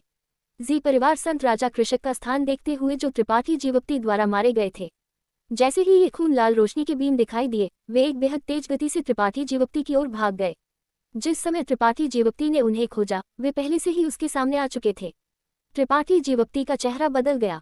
हालांकि वह नहीं जानता था कि ये खून लाल रोशनी के बीम क्या थे, उसने देखा कि वे अजीब थे। अपना हाथ फैलाते हुए उसने अपने सामने एक महान स्वर्गीय ढाल को बुलाया। तुरंत त्रिपाठी जीवप्ती के सुनहरे रक्त धागे चमकते थे और इन खून लाल रोशनी के बीम की ओर काटते थे। सीटी बजाने वाली आवाजों की एक श्रृंखला के साथ तेज सुनहरे रक्त धागे ने पलक झपकते ही सैकड़ों बार इन खून लाल रोशनी के बीम के माध्यम से कटौती की। हालांकि केवल एक थोड़ा कमजोर रोशनी का बीम विघटित हो गया, जो अपने सच्चे रूप को प्रकट करता है। यह एक रेशम कीट कोकून की तरह लगता था। उसका शरीर अनगिनत टुकड़ों में कटौती की गई और हवा में समाप्त हो गया, जैसे कि यह कभी अस्तित्व में नहीं था। बाकी रोशनी के बीम और भी तेज गति से आए। त्रिपाठी जीवप्ती का चेहरा सदमे से भर गया क्योंकि वह जल्दबाजी में वापस ले लिया गया, लेकिन इन रोशनी के बीम की गति निस्संदेह तेज थी। पलक झपकते ही वे महान स्वर्गीय ढाल के सामने आ चुके थे, लेकिन मोटी महान स्वर्गीय ढाल उनकी पेशगी को रोकने में असमर्थ थी। कई खून लाल रोशनी के बीम चमकते थे और त्रिपाठी जीवप्ती के दिमाग में भाग गए। उसकी आध्यात्मिक ऊर्जा सुरक्षा उन्हें अवरुद्ध करने में असमर्थ थी। गंदगी। त्रिपाठी जीवप्ती का चेहरा डूब गया क्योंकि उसने तुरंत अपनी आंखें बंद कर दी और अपनी चेतना को अपने ज्ञान सागर में भेज दिया। अगले पल में उसकी आत्मा अवतार अपने ज्ञान सागर में दिखाई दिया। चारों ओर देखते हुए उसने जल्द ही घुसपैठियों के निशान पाए। वे बिल्कुल वही थे जो उसने अभी देखे थे। वे सभी खून लाल रेशम कीट कोकून थे जो चुपचाप अपने ज्ञान सागर के ऊपर कहीं निलंबित थे। जब त्रिपाठी जीवप्ती ने उन्हें खोजा, वे सभी रोशनी में फट गए और तुरंत केंद्र की ओर इकट्ठा हो गए। पलक झपकते ही ये अजीब रेशम कीट कोकून एक में विलय हो गए। इस कोकून से एक कुछ परिचित आभा उभरी। ये त्रिपाठी जीवप्ती की आंखें संकीर्ण हो गईं। हालांकि उसने केवल एक बार ये से लड़ाई लड़ी थी, त्रिपाठी जीवप्ती को अभी भी उसकी आभा याद थी क्योंकि ये व्यक्ति बस बहुत अजीब था। त्रिपाठी जीवप्ती ने क्या उम्मीद नहीं की थी कि इन खून लाल रोशनी के बीम के पीछे वास्तव में लुई के निशान थे। क्या ये हो सकता है कि ज़ीली का आत्मक विनाश भी लुई द्वारा नियंत्रित था? अन्यथा लड़ाई की शुरुआत में एक द्वितीय कोटि उत्पत्ति वापसी क्षेत्र मास्टर इस तरह के अतिवादी तरीके का चुनाव कैसे कर सकता था? इन खून लाल रोशनी के बीम में से एक स्पष्ट रूप से ज़ीली के मांस के एक टुकड़े से बाहर उड़ गया था। इससे पहले कि वह खुद को उड़ा ले, ज़ीली के चेहरे पर अभिव्यक्ति में बदलाव को याद करते हुए त्रिपाठी जीवप्ती को फीका महसूस हुआ कि उसका अनुमान सही था। अगर यह वास्तव में मामला था तो लुई बस बहुत अद्भुत था। वह एक द्वितीय कोटि उत्पत्ति वापसी क्षेत्र मास्टर को भी नियंत्रित कर सका। वह बस कौन है? एक पल में त्रिपाठी जीवप्ती ने लुई के अपने मूल्यांकन को एक पूरे नए स्तर पर बढ़ाया। अब उसे कम आंकने की हिम्मत नहीं की। उसके सामने खून लाल रेशम कीट कोकून को घूरते हुए त्रिपाठी जीवप्ती की आंखें संकीर्ण हो गईं। इस चीज को आध्यात्मिक ऊर्जा से संघनन किया जाना चाहिए था और यह एक शारीरिक इकाई नहीं थी। ये बस एक तुच्छ संत राजा था, तो उसकी आध्यात्मिक ऊर्जा इतनी शक्तिशाली कैसे हो सकती थी? त्रिपाठी जीवप्ती विश्वास नहीं कर सका। त्रिपाठी जीवप्ती का अनुमान गलत नहीं था। ज़ीली को वास्तव में लुई द्वारा नियंत्रित किया गया था, एक मास्टर के रूप में जो हजारों साल पहले इस दुनिया के शिखर पर खड़ा था। हालांकि लुई की वर्तमान खेती उत्कृष्ट नहीं थी। विभिन्न गुप्त तकनीकें जो उसने महारत हासिल की थी, वे साधारण उत्पत्ति वापसी क्षेत्र मास्टर से कहीं अधिक बेहतर थी। भले ही ज़ीली चालाक था, उसने कभी कल्पना नहीं की होगी कि लुई उस पर एक 10,000 जहर दुष्ट कीट लगाने में सक्षम होगा। इस कीट के माध्यम से लुई ने गुप्त रूप से जी परिवार, समुद्र हृदय पंथ, बहती बादल घाटी और कई कृषकों के भाग्य को नियंत्रित किया था, जिसे उसने वश में कर लिया था। शुरुआत से लुई का इरादा ज़ीली को त्रिपाठी जीवप्ती पर बदला लेने या त्रिपाठी जीवप्ती को मारने के लिए नहीं था। उसकी मूल योजना 10,000 जहर दुष्ट कीट के माध्यम से त्रिपाठी जीवप्ती को नियंत्रित करना था और फिर त्रिपाठी जीवप्ती से संबंधित क्या था वापस लेना था। लियुयान के रेगिस्तान में उसका कीमती खजाना त्रिपाठी जीवप्ती द्वारा दूर ले जाया गया था। ये हमेशा इसे वापस लेना चाहता था और अब उसने आखिरकार एक अवसर पाया था। उसका मूल इरादा ज़ीली को खुद को त्रिपाठी जीवप्ती को मारने के लिए उड़ाने के लिए नहीं था, बल्कि त्रिपाठी जीवप्ती को गंभीर रूप से घाव देने के लिए था, ताकि वह विरोध करने में सक्षम नहीं होगा। लुई ने उम्मीद नहीं की थी कि ज़ीली एक हाथापाई तरीके से त्रिपाठी जीवोक्ति के पास पहुंचने का चुनाव करेगा। अगर ये त्रिपाठी जीवोक्ति की अत्याचारी ताकत के लिए नहीं होता तो लुई की योजना विफल होने की संभावना थी। आखिरकार एक बार जब त्रिपाठी जीवोक्ति की मृत्यु हो गई तो लुई कभी भी उससे संबंधित क्या था वापस नहीं ले पाएगा। 10,000 जहर दुष्ट कीट एक जहरीला कीट नहीं था, बल्कि कुछ ऐसा था जो उसने अपनी दिव्य चेतना गुप्त तकनीक का उपयोग करके संघनन किया था। ये बेहद अजीब था और इसके खिलाफ रक्षा करना असंभव था। अब जब कई 10,000 जहर दुष्ट कीट एक में विलय हो गए थे, उनकी शक्ति पहले की तुलना में कहीं अधिक थी। ये कहा जा सकता है कि एक तृतीय कोटि संत राजा कृषक को नियंत्रित करने के लिए उनका उपयोग करना एक सरल मामला था। त्रिपाठी जीवोक्ति के ज्ञान सागर के अंदर त्रिपाठी जीवोक्ति अपने चेहरे पर आश्चर्य की एक नज़र के साथ कोकून जैसी चीज को घूर रहा था। हालांकि उसने 10,000 जहर दुष्ट कीट को नहीं पहचाना, त्रिपाठी जीवोक्ति जानता था कि यह एक अच्छी बात नहीं थी, इसलिए एकल विचार के साथ उसने ज्वाला जैसी समुद्र के पानी को कोकून के चारों ओर लपेटने के लिए नीचे भेज दिया। कोकून ने विरोध करने का कोई इरादा नहीं दिखाया और बस समुद्र के पानी को उसे मारने की अनुमति दी। जल्द ही ये पूरी तरह से लपेट लिया गया था। त्रिपाठी जीवोक्ति का शक्तिशाली प्रज्वलित ज्ञान सागर कोकून को जलाता रहा, लेकिन ऐसा लगता था कि इसकी कोई प्रतिक्रिया नहीं थी, केवल एक लाल रोशनी इसके शरीर में चमकती थी जैसे कि कुछ नहीं हुआ हो। त्रिपाठी जीवोक्ति का चेहरा थोड़ा बदल गया क्योंकि उसने गुप्त रूप से महसूस किया कि उसने इस शापित चीज को कम आंका था। उसका प्रज्वलित ज्ञान सागर इसे ज्यादा नुकसान पहुंचाने में सक्षम नहीं लगता था। इस सब पर विचार करते हुए त्रिपाठी जीवोक्ति ने अब और प्रयास बर्बाद करने की कोशिश नहीं की और बस अपना हाथ हिलाया, जिससे समुद्र का पानी वापस नीचे गिर गया। जैसे ही त्रिपाठी जीवोक्ति किसी अन्य तरीके का उपयोग करने वाला था, खूनलाल कोकून अचानक झिलमिलाहट हुआ और एक खूनलाल रोशनी में परिवर्तित हो गया जो सीधे अपने आत्मा अवतार की ओर गोली मार दी। लेकिन त्रिपाठी जीवोक्ति इसे सफल होने की अनुमति कैसे दे सकता था? अपने ज्ञान सागर के अंदर वह मास्टर था, वह एकल विचार के साथ सब कुछ नियंत्रित कर सका। एक ठंडी सूंघने के साथ त्रिपाठी जीवोक्ति ने अपनी आध्यात्मिक ऊर्जा से कई उग्र लाल भाले को संघनन किया और उन्हें रक्त कोकून की ओर गोली मार दी। लेकिन रक्त कोकून बेहद फुर्तीला था, थोड़ा आगे और पीछे झूलता था, सभी हमलों से बचता था। निपटना कितना मुश्किल है। एक भयंकर नजर त्रिपाठी जीवोक्ति के चेहरे पर चमकती थी क्योंकि उसके ज्ञान सागर के ऊपर निलंबित विनाश की राक्षस आंख अचानक खुली और कोकून की ओर सुनहरी रोशनी की एक किरण गोली मार दी। खूनलाल कोकून ने कई बार चकमा देने की कोशिश की, लेकिन फिर भी इस हमले से बचने में असमर्थ रहा और तुरंत ढक गया। तेजी से चमकने वाला 10,000 जहर दुष्ट की तुरंत शांत हो गया, जैसे कि इसे जगह पर टकिया गया हो। इसका वसा शरीर मुड़ रहा था और मुड़ रहा था क्योंकि इसने एक अजीब चीखने वाली आवाज को बाहर निकाल दिया, जैसे कि यह महान असुविधा में था। यूं का मतलब वास्तव में अद्भुत था। 10,000 जहर दुष्ट कीट के साथ इतने सारे उत्पत्ति वापसी क्षेत्र कृषकों को नियंत्रित करने में सक्षम था, लेकिन उसने स्पष्ट रूप से त्रिपाठी जीवोक्ति को कम आंका था और वास्तव में त्रिपाठी जीवोक्ति को नियंत्रित करने के लिए इस 10,000 जहर दुष्ट कीट का उपयोग करना चाहता था। त्रिपाठी जीवोक्ति के ज्ञान सागर में विनाश की राक्षस आंख जैसी एक दिव्य तकनीक थी। विनाश के सुनहरे प्रकाश का सबसे बड़ा कार्य दूसरों की आध्यात्मिक ऊर्जा को शुद्ध करना था, इसलिए 10,000 जहर दुष्ट कीट स्वाभाविक रूप से इसके द्वारा संयमित था। एक हिस्से ध्वनि के साथ रक्त कोकून की सतह पर खून लाल धुंध वाष्पित हो गई और कोई फर्क नहीं पड़ता कि उसने कितना संघर्ष किया, वह सुनहरी रोशनी से बचने में असमर्थ था। त्रिपाठी जीवोक्ति ने किनारे से ठंडक से देखा। उसकी अभिव्यक्ति न तो आश्चर्यचकित थी और न ही खुश, लेकिन उसके दिल में वह बहुत आश्चर्यचकित था। वह नहीं जानता था कि लुई की आध्यात्मिक ऊर्जा कितनी अजीब थी, लेकिन विनाश के सुनहरे प्रकाश से ढके होने के बाद भी खूनलाल कोकून तुरंत पिघल नहीं गया। ऐसा लगता था कि इससे छुटकारा पाने में कुछ प्रयास करना होगा। एक लंबी रात सपनों से भरी हुई थी। त्रिपाठी जीवोक्ति ने एक पल के लिए विचार किया, इससे पहले कि वह अपने दिमाग में एक आदेश जारी करे। अगले पल में उसके ज्ञान सागर में 7 रंगीन द्वीप से एक भनभनाहट वाली आवाज अचानक बजी, जैसे कि अनगिनत मच्छर उसकी ओर उड़ रहे थे, अपने पंख फड़फड़ाते थे। उसी समय एक काला बादल तेजी से करीब आ रहा था। आत्मा निगलने वाले कीट, एपिसोड नंबर 1407। आत्मा निगलने वाले कीट विदेशी प्राचीन कीट थे जिन्हें इस दिन तक त्रिपाठी जीवोक्ति द्वारा खेती की गई थी और उन्हें गहरे कीट पत्थर द्वारा पोषित भी किया गया था, इसलिए वे अब जो शक्ति प्रदर्शित कर सकते थे वह पहले की तुलना में अतुलनीय थी। वे अब एक संत राजा क्षेत्र कृषक की आध्यात्मिक ऊर्जा को आसानी से निगल सकते थे और उत्पत्ति वापसी क्षेत्र कृषक को कुछ हस्तक्षेप भी कर सकते थे। हालांकि त्रिपाठी जीवोक्ति ने शायद ही कभी उनका उपयोग किया होगा क्योंकि त्रिपाठी जीवोक्ति आसानी से साधारण दुश्मनों को मार सका, जबकि आत्मा निगलने वाले कीट शक्तिशाली दुश्मनों से निपटने में ज्यादा भूमिका नहीं निभा सके, इसलिए त्रिपाठी जीवोक्ति द्वारा शायद ही कभी उनका उपयोग किया गया होगा। हालांकि इसका मतलब यह नहीं था कि आत्मा निगलने वाले कीट बेकार थे, उनकी शक्ति बड़े पैमाने पर दुश्मनों को मारने की उनकी क्षमता में निहित थी। लेकिन इस पल में वे इस उद्देश्य के लिए पूरी तरह से अनुकूल थे। आत्मा निगलने वाले कीटों को निगलने के लिए सबसे पसंदीदा चीज आध्यात्मिक ऊर्जा थी, इसलिए लुई केवल अपने बुरे भाग्य को दोष दे सका। आत्मा गुप्त कौशल जो उसने अपनी गुप्त तकनीक से संघनन किया था, वह हर स्थिति में आमतौर पर सफल रहा, लेकिन इस बार उन्हें त्रिपाठी जीवक्ति द्वारा पूरी तरह से दबा दिया गया था। विनाश की राक्षस आंख और आत्मा निगलने वाले कीट दोनों 10,000 जहर दुष्ट कीट के नेमेसिस थे। पलक झपकते ही आत्मा निगलने वाले कीटों का झुंड त्रिपाठी जीवक्ति के सामने आया।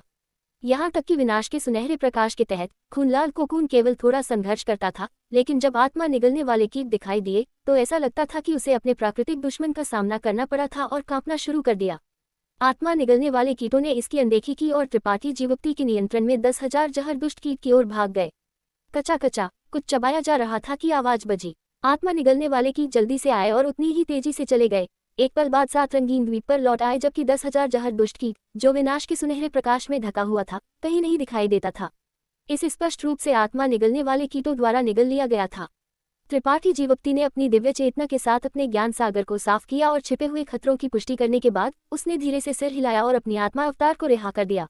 उसी समय ड्रैगन गुफा पर्वत से 200 किलोमीटर से अधिक दूर जी परिवार के मुख्यालय के एक निश्चित कमरे में ध्यान में बैठा एक सुंदर युवा आदमी अचानक पीला पड़ गया और खून का एक घूंट खांस दिया। सदमे की एक नजर उसके चेहरे को भर दिया, क्योंकि वह चिल्लाया, ये कैसे संभव है? ये व्यक्ति स्वाभाविक रूप से लू ये था। वह वास्तव में काफी चालाक था, या इसके बजाय सतर्क, इसलिए उसने ड्रैगन गुफा पर्वत की इस घेराबंदी में भाग नहीं लिया। इसके बजाय जी परिवार के मेंशन में बैठना और खबरों का इंतजार करना चुनना। आखिरकार अगर मामला सफल रहा तो कोई फर्क नहीं पड़ता कि वह गया या नहीं। अगर यह सफल नहीं हुआ तो कोई फर्क नहीं पड़ता कि वह चला गया या नहीं।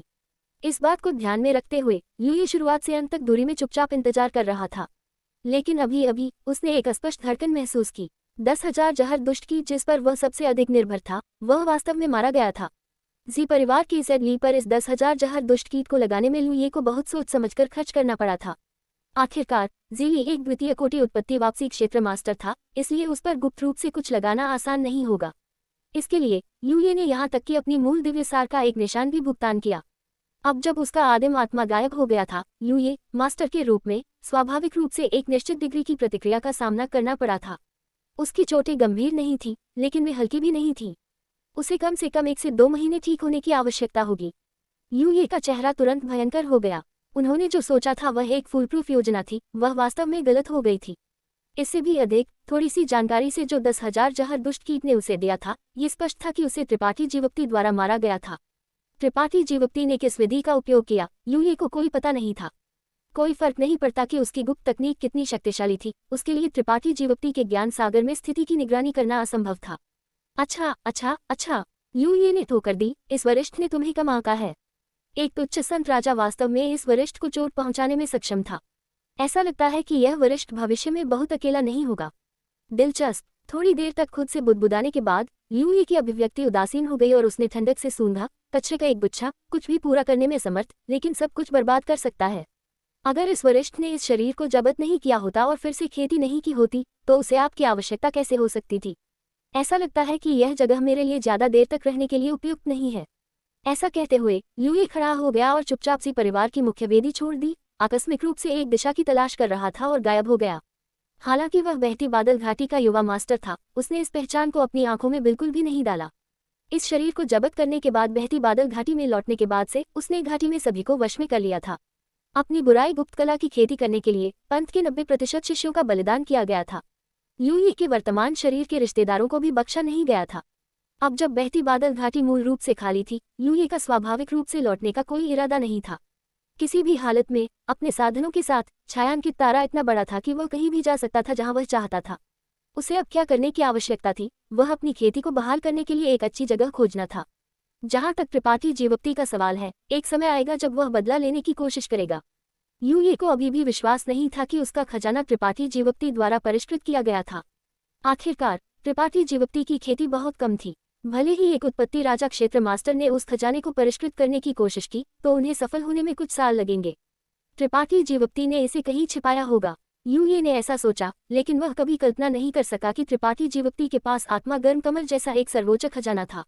त्रिपाठी जीवक्ति में वास्तव में उस चीज को परिष्कृत करने की क्षमता नहीं थी, लेकिन आत्मा गर्म कमल ने इसे अवशोषित कर लिया था। ये ठीक उसी कारण से था कि उस अज्ञात क्रिस्टल से ऊर्जा की विशाल मात्रा को अवशोषित कर लिया था कि आत्मा गर्म कमल अपने अंतिम 7 रंगीन रूप में विकसित होने में सक्षम था और त्रिपाठी जीवक्ति को खिलने वाली कमल गुप्त तकनीक को समझने की अनुमति दी। दूसरी ओर त्रिपाठी जीवक्ति ने अपनी आंखें खोली और ड्रैगन गुफा पर्वत की जांच करने के लिए अपनी दिव्य चेतना जारी की। जल्द ही उसने देखा कि चांग क्यूई और अन्य के साथ लड़ाई भी समाप्त हो गई थी और चांग क्यूई और अन्य अब ध्यान कर रहे थे। उनमें से 3 राक्षस रक्त मंदिर के मध्य वृद्ध आदमी का सामना कर रहे थे। हालांकि दूसरी पार्टी भी एक द्वितीय कोटि उत्पत्ति वापसी क्षेत्र मास्टर थी। ड्रैगन गुफा पर्वत के अंदर लड़ने से उसकी ताकत बहुत कम हो गई थी। चांग क्यूई, हायन और निंगजियांग चेन द्वारा पीटे जाने के बाद, साथ ही यांग्यान की आत्मा सरनी द्वारा कई बार परेशान किया जाना, वह अनिवार्य रूप से यहाँ गिर गया था। इस बिंदु पर ड्रैगन गुफा पर्वत में टूटे हुए सभी दुश्मनों को बिना किसी अपवाद के मार दिया गया था। हालांकि ड्रैगन गुफा पर्वत ने केवल 4 लोगों को बाहर भेजा था, प्रथम कोटि उत्पत्ति वापसी क्षेत्र से 3 और एक तृतीय कोटि संत राजा से। हालांकि इस तरह के रिकॉर्ड को भविष्य में अप्रतिबंधित नहीं कहा जा सकता था, यह मूल रूप से अभूतपूर्व था। अगर इस बात की खबर फैल गई तो कोई भी इस पर विश्वास नहीं करेगा। जगह पर खड़ा होकर त्रिपाठी जीवप्ती ने थोड़ी देर के लिए सोचा, इससे पहले कि वह पहुंच गया और अपने फटे हुए कपड़ों को उतार दिया, कपड़ों का एक नया सेट डाल दिया, चांग क्यूई और अन्य के पास चलने से पहले अपने शरीर पर खून को पूंछ दिया। अनगिनत पशु पर्वत से बूढ़े आदमी की आत्मा को त्रिपाठी जीवप्ती ने अपनी विनाश की राक्षस आंख से निगल लिया था और सीली के आत्मा विस्फोट को बख्शा नहीं गया था। राक्षस रक्त मंदिर मास्टर की आत्मा भी थी, इसलिए त्रिपाठी जीवप्ती स्वाभाविक रूप से इसे जाने नहीं देंगे। संभवतः इन 3 लोगों की आत्माओं को निगलने के बाद त्रिपाठी जीवप्ती उत्पत्ति वापसी क्षेत्र में तोड़ने में सक्षम होंगे। एक पल बाद त्रिपाठी जीवप्ती चांग क्यूई और अन्य के सामने आया, खून के एक पूल में पड़े राक्षस रक्त मंदिर मास्टर के शरीर को देखा और चुपचाप अपनी आत्मा को अपने ज्ञान सागर में निगल लिया। उनके आगमन ने स्पष्ट रूप से चांग क्यूई और अन्य को सतर्क कर दिया था। उनमें से तीनों ने अपनी आंखें खोली और जब उन्होंने देखा कि यह त्रिपाठी जीवप्ती था तो उनमें से सभी ने खुशी की नजर प्रकट की और खड़े हो गए। एल्डर निंग, तुमने इस बार कड़ी मेहनत की है। त्रिपाठी जीवप्ती ने निंगजियांग चेन के सामने अपनी मुट्ठी बांधी। निंगजियांग चेन इस बार बिना किसी संकोच के ड्रैगन गुफा पर्वत के पक्ष में खड़ा था और यहाँ तक कि उसके लिए कई दुश्मनों को भी मार डाला था, जिससे त्रिपाठी जीवप्ती को उसकी अच्छी छाप मिली थी।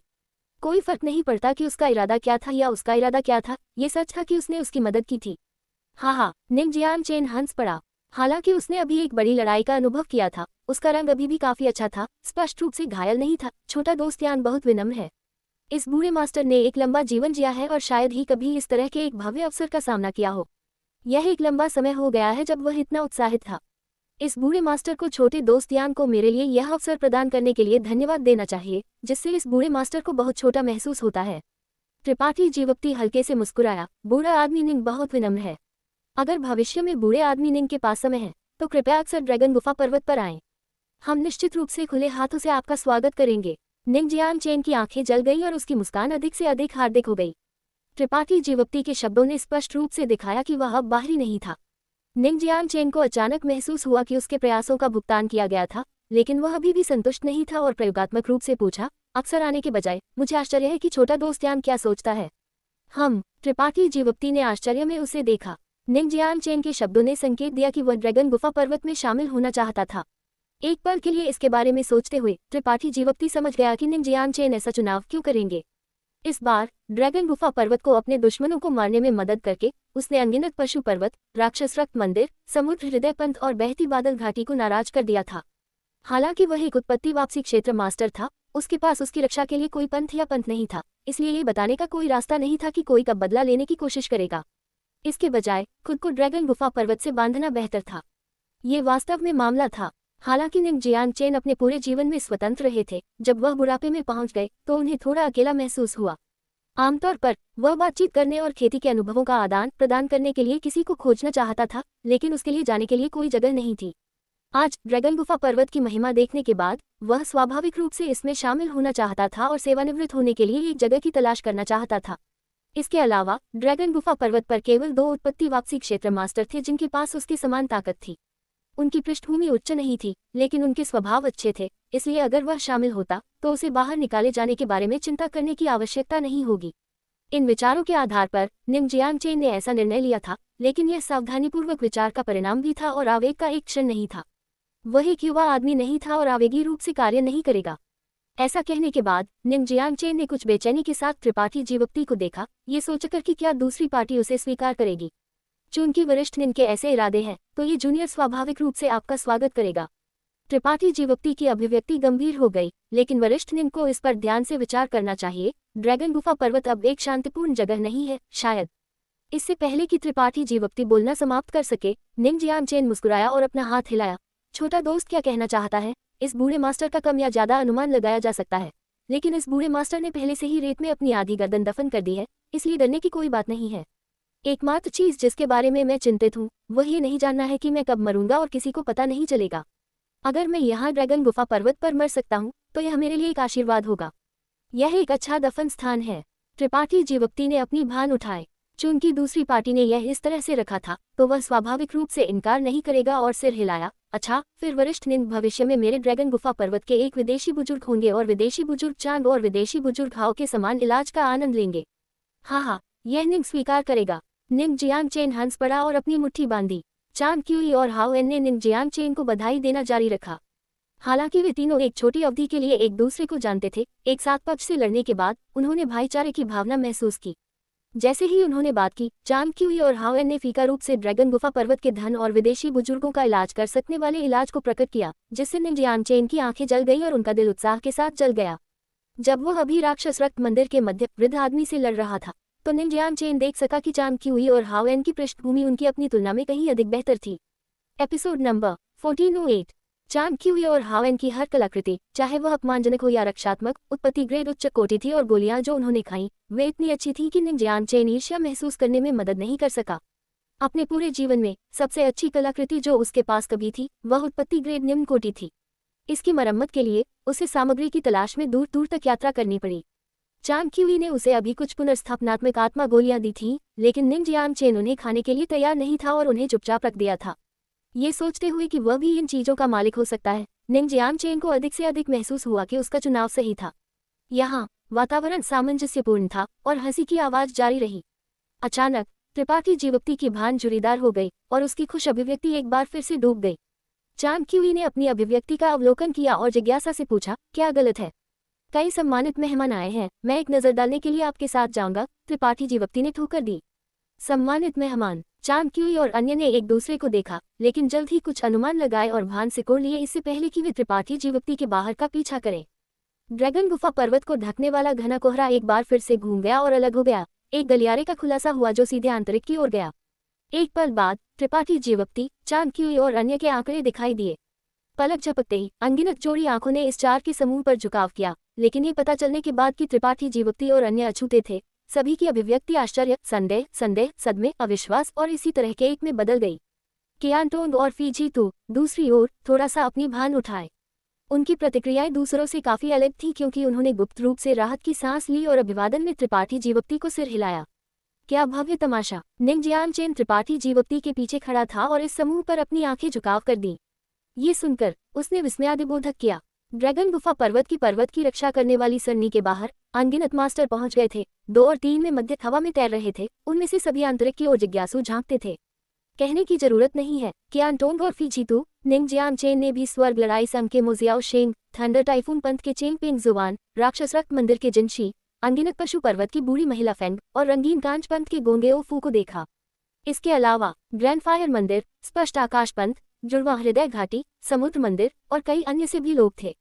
यहाँ तक कि खजाना मंडप से यान पेई और रेन टियन रूई भी यहाँ थे। इन लोगों ने अपने शिष्यों को अपने साथ लाया था। ये एक अर्धवृत्त था। ड्रैगन गुफा पर्वत के आसपास प्रत्येक समूह ने एक आभा को बाहर निकाल दिया जिसके कारण एक का दिल धड़कता था। इस समूह में कम से कम 1 दर्जन या तो तृतीय कोटि उत्पत्ति वापसी क्षेत्र मास्टर थे। अनगिनत प्रथम और द्वितीय और प्रथम उत्पत्ति क्षेत्र मास्टर थे। ड्रैगन गुफा पर्वत का, इस जगह का। निंग जियांग चेन ने ठंडी हवा का एक घूंट चूसा, उसका दिल बेचैन था।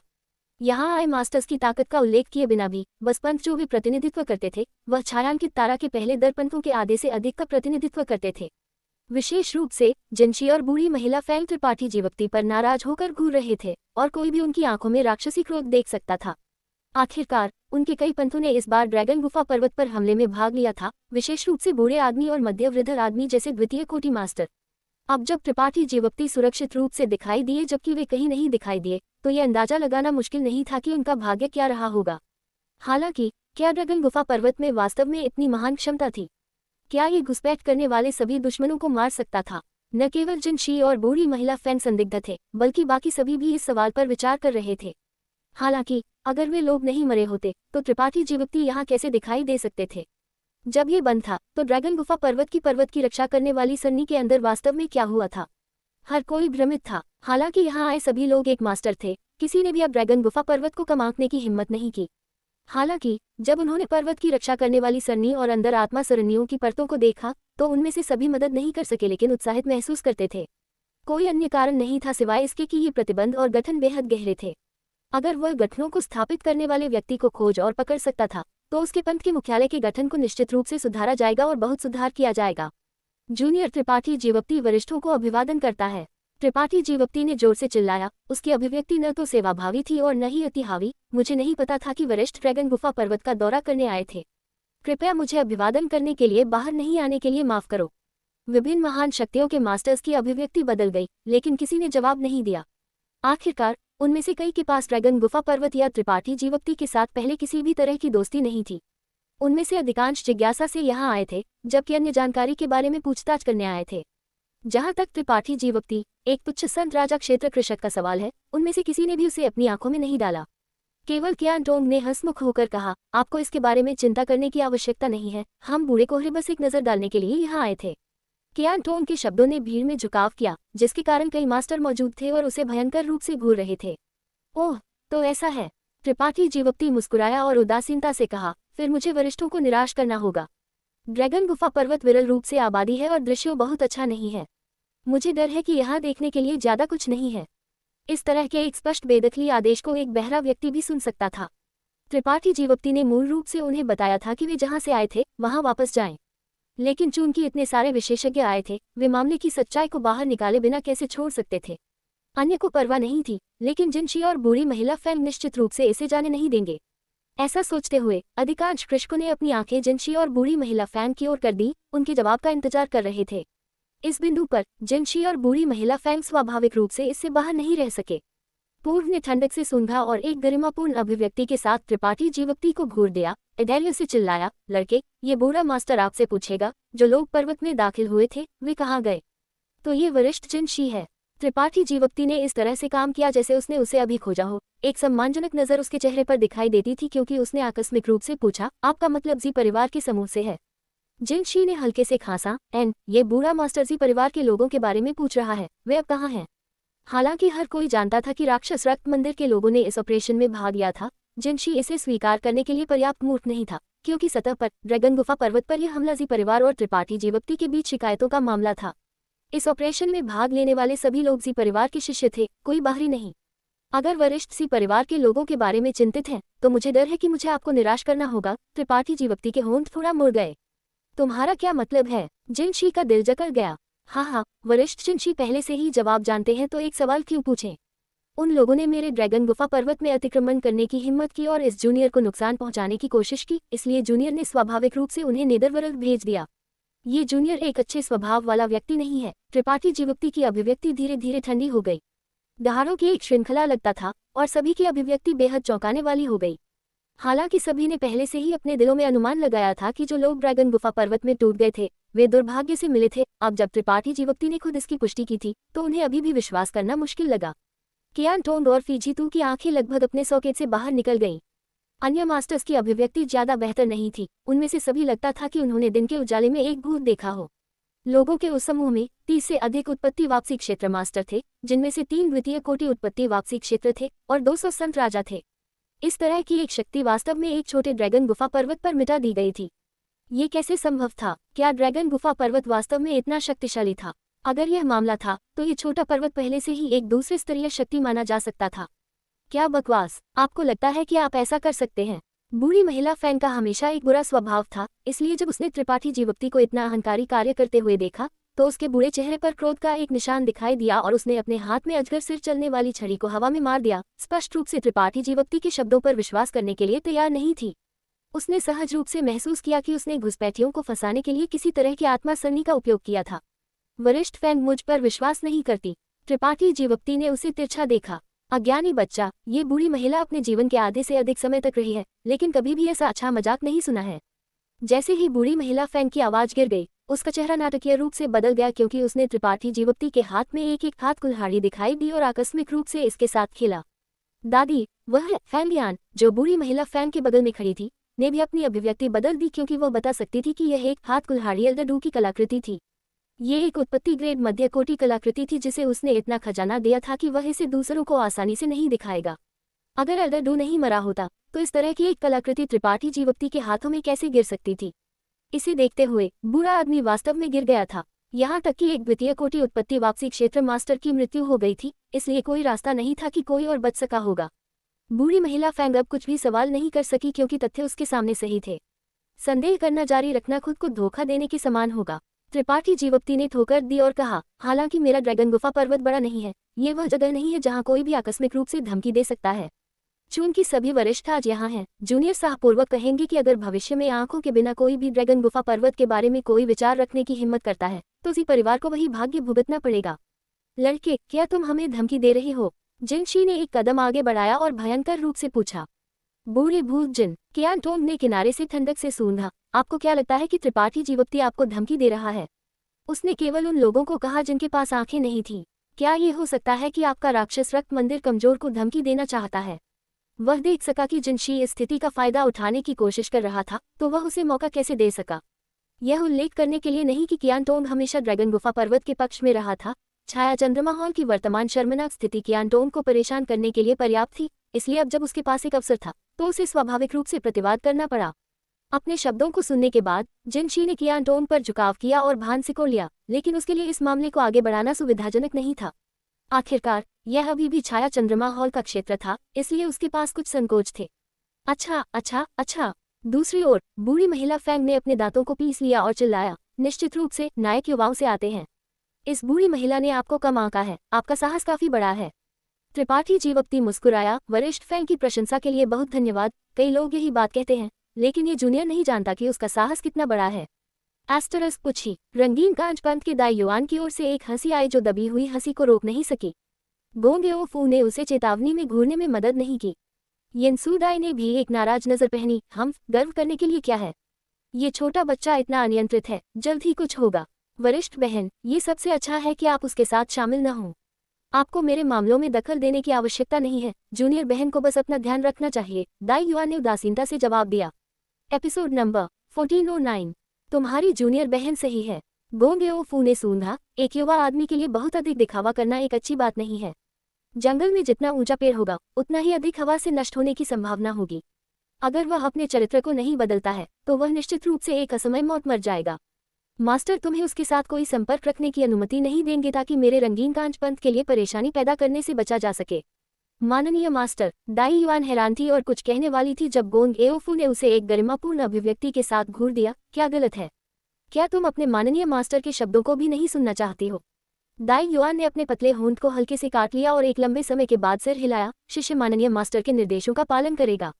ये देखकर गोंग एओ फू ने संतुष्टि के साथ अपनी नजर हटा दी। दूसरी ओर दो महिलाएं एक साथ खड़ी थीं। उनमें से दोनों चमकती आंखों के साथ त्रिपाठी जीवप्ती की ओर घूर रही थी। उनमें से एक थोड़ा आकर्षक थी जबकि दूसरी शुद्ध और मासूम थी, लेकिन उनमें से दोनों इस पर थोड़ा भान सिकोड़ रहे थे, लगभग कुछ चिंतित। इन दो महिलाओं की ताकत उच्च नहीं थी, दोनों केवल संत राजा थे और वे लोगों के एक समूह के बीच में खड़ी थी, इसलिए त्रिपाठी जीवप्ती ने उन्हें नहीं देखा था। अगर त्रिपाठी जीवप्ती ने उन्हें देखा होता तो उसने उन्हें स्पष्ट आकाश पंथ की चेन शीताओ और लुयंग वरिष्ठ बहन के रूप में निश्चित रूप से पहचाना होता। त्रिपाठी जीवप्ती के पास चेन शीताओं के साथ कई व्यवहार थे और दूसरी पार्टी ने त्रिपाठी जीवप्ती को स्पष्ट आकाश पंथ में शामिल होने के लिए बार बार आमंत्रित किया था ताकि वह पंथ परीक्षण में भाग ले सके, लेकिन त्रिपाठी जीवप्ती ने हमेशा विनम्रता से इनकार कर दिया था। यह उनके लिए भी धन्यवाद था कि त्रिपाठी जीवप्ती कालेकोवा शहर में कियान यूई से मिलने, उसे छुड़ाने और उसे वापस ड्रैगन गुफा पर्वत पर लाने में सक्षम रहा था। स्पष्ट आकाश पंथ के शिष्यों के रूप में उनमें से दो अपने मास्टर के साथ नीलामी में भाग लेने के लिए स्वर्गीय भाग्य शहर आए थे। मूल रूप से उनमें से दो ने ड्रैगन गुफा पर्वत पर त्रिपाठी जीवप्ती से मिलने का इरादा किया था, लेकिन उन्हें भाग लेना था कि विभिन्न मामलों के कारण वे आज तक एक अवसर नहीं खोज पाए थे। ड्रैगन गुफा पर्वत की स्थिति को देखकर चेन शीताओ और लुयंग स्वाभाविक रूप से चिंतित थे।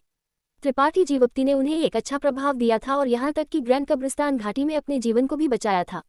दो महिलाएं कृतज्ञ लोग नहीं थीं, लेकिन अपनी कम ताकत के साथ उन्हें इस समय बोलने का कोई अधिकार नहीं था। वरिष्ठ बहन, वह इस बार बड़ी मुसीबत में लगता है, लुयंग ने धीरे से कहा। एन, चेन शीताओ ने अचेतन रूप से सिर हिलाया। उसकी दृष्टि लुयंग की तुलना में कहीं अधिक गहरी थी। वह जानती थी कि अगर ड्रैगन गुफा पर्वत की स्थिति को इस बार ठीक से नहीं संभाला गया तो यह मोचन से परे होगा। तो क्या आपको लगता है कि वह इस विपदा से बच सकता है? लुयंग ने फिर से पूछा।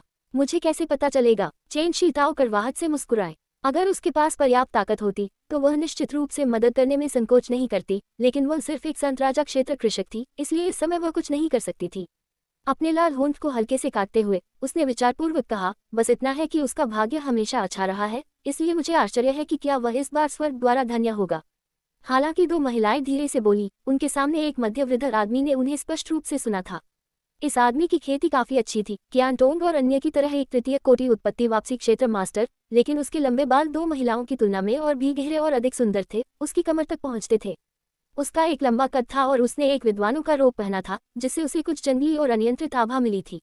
अपना सिर घुमाते हुए अपने चेहरे पर एक कोमल मुस्कान के साथ उसने चेन शी ताओ और लू यंग को इशारा किया।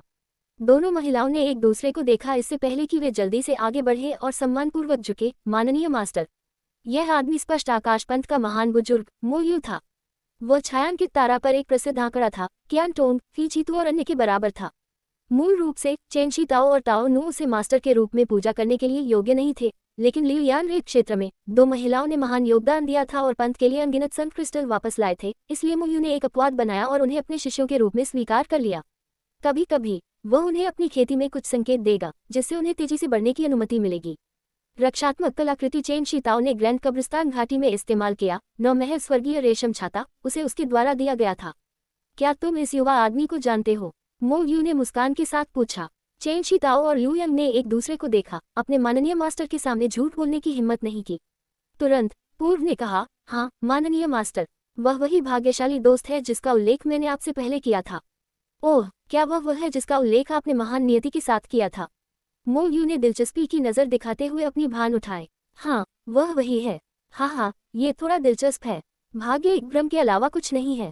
एक व्यक्ति का अच्छा और बुरा भाग्य हो सकता है, उनके लिए हमेशा अच्छा भाग्य होना असंभव है। इसे ही वे चरम दुर्भाग्य कहते हैं जो खुशी की ओर ले जाता है। मो यू खुद से बात कर रहा था, लेकिन साथ ही वह चेन शी ताओ को सिखाता हुआ लगता था। बाद वाले ने दखल देने की हिम्मत नहीं की और केवल सम्मानपूर्वक सुन सका। मो यू ने उस पर फीका झुकाव किया और हंसमुख होकर कहा, क्या आप मास्टर से उसके लिए कुछ अच्छे शब्द कहने की उम्मीद करते हैं? चेन शी ताओ का कोमल शरीर कांप उठा क्योंकि उसने जल्दी से कहा, शिष्य हिम्मत नहीं करेगा। हालांकि शिष्य एक महिला है, वह स्थिति की गंभीरता को समझती है और माननीय मास्टर से इन गंदे पानी में जाने के लिए कहने की हिम्मत नहीं करेगी।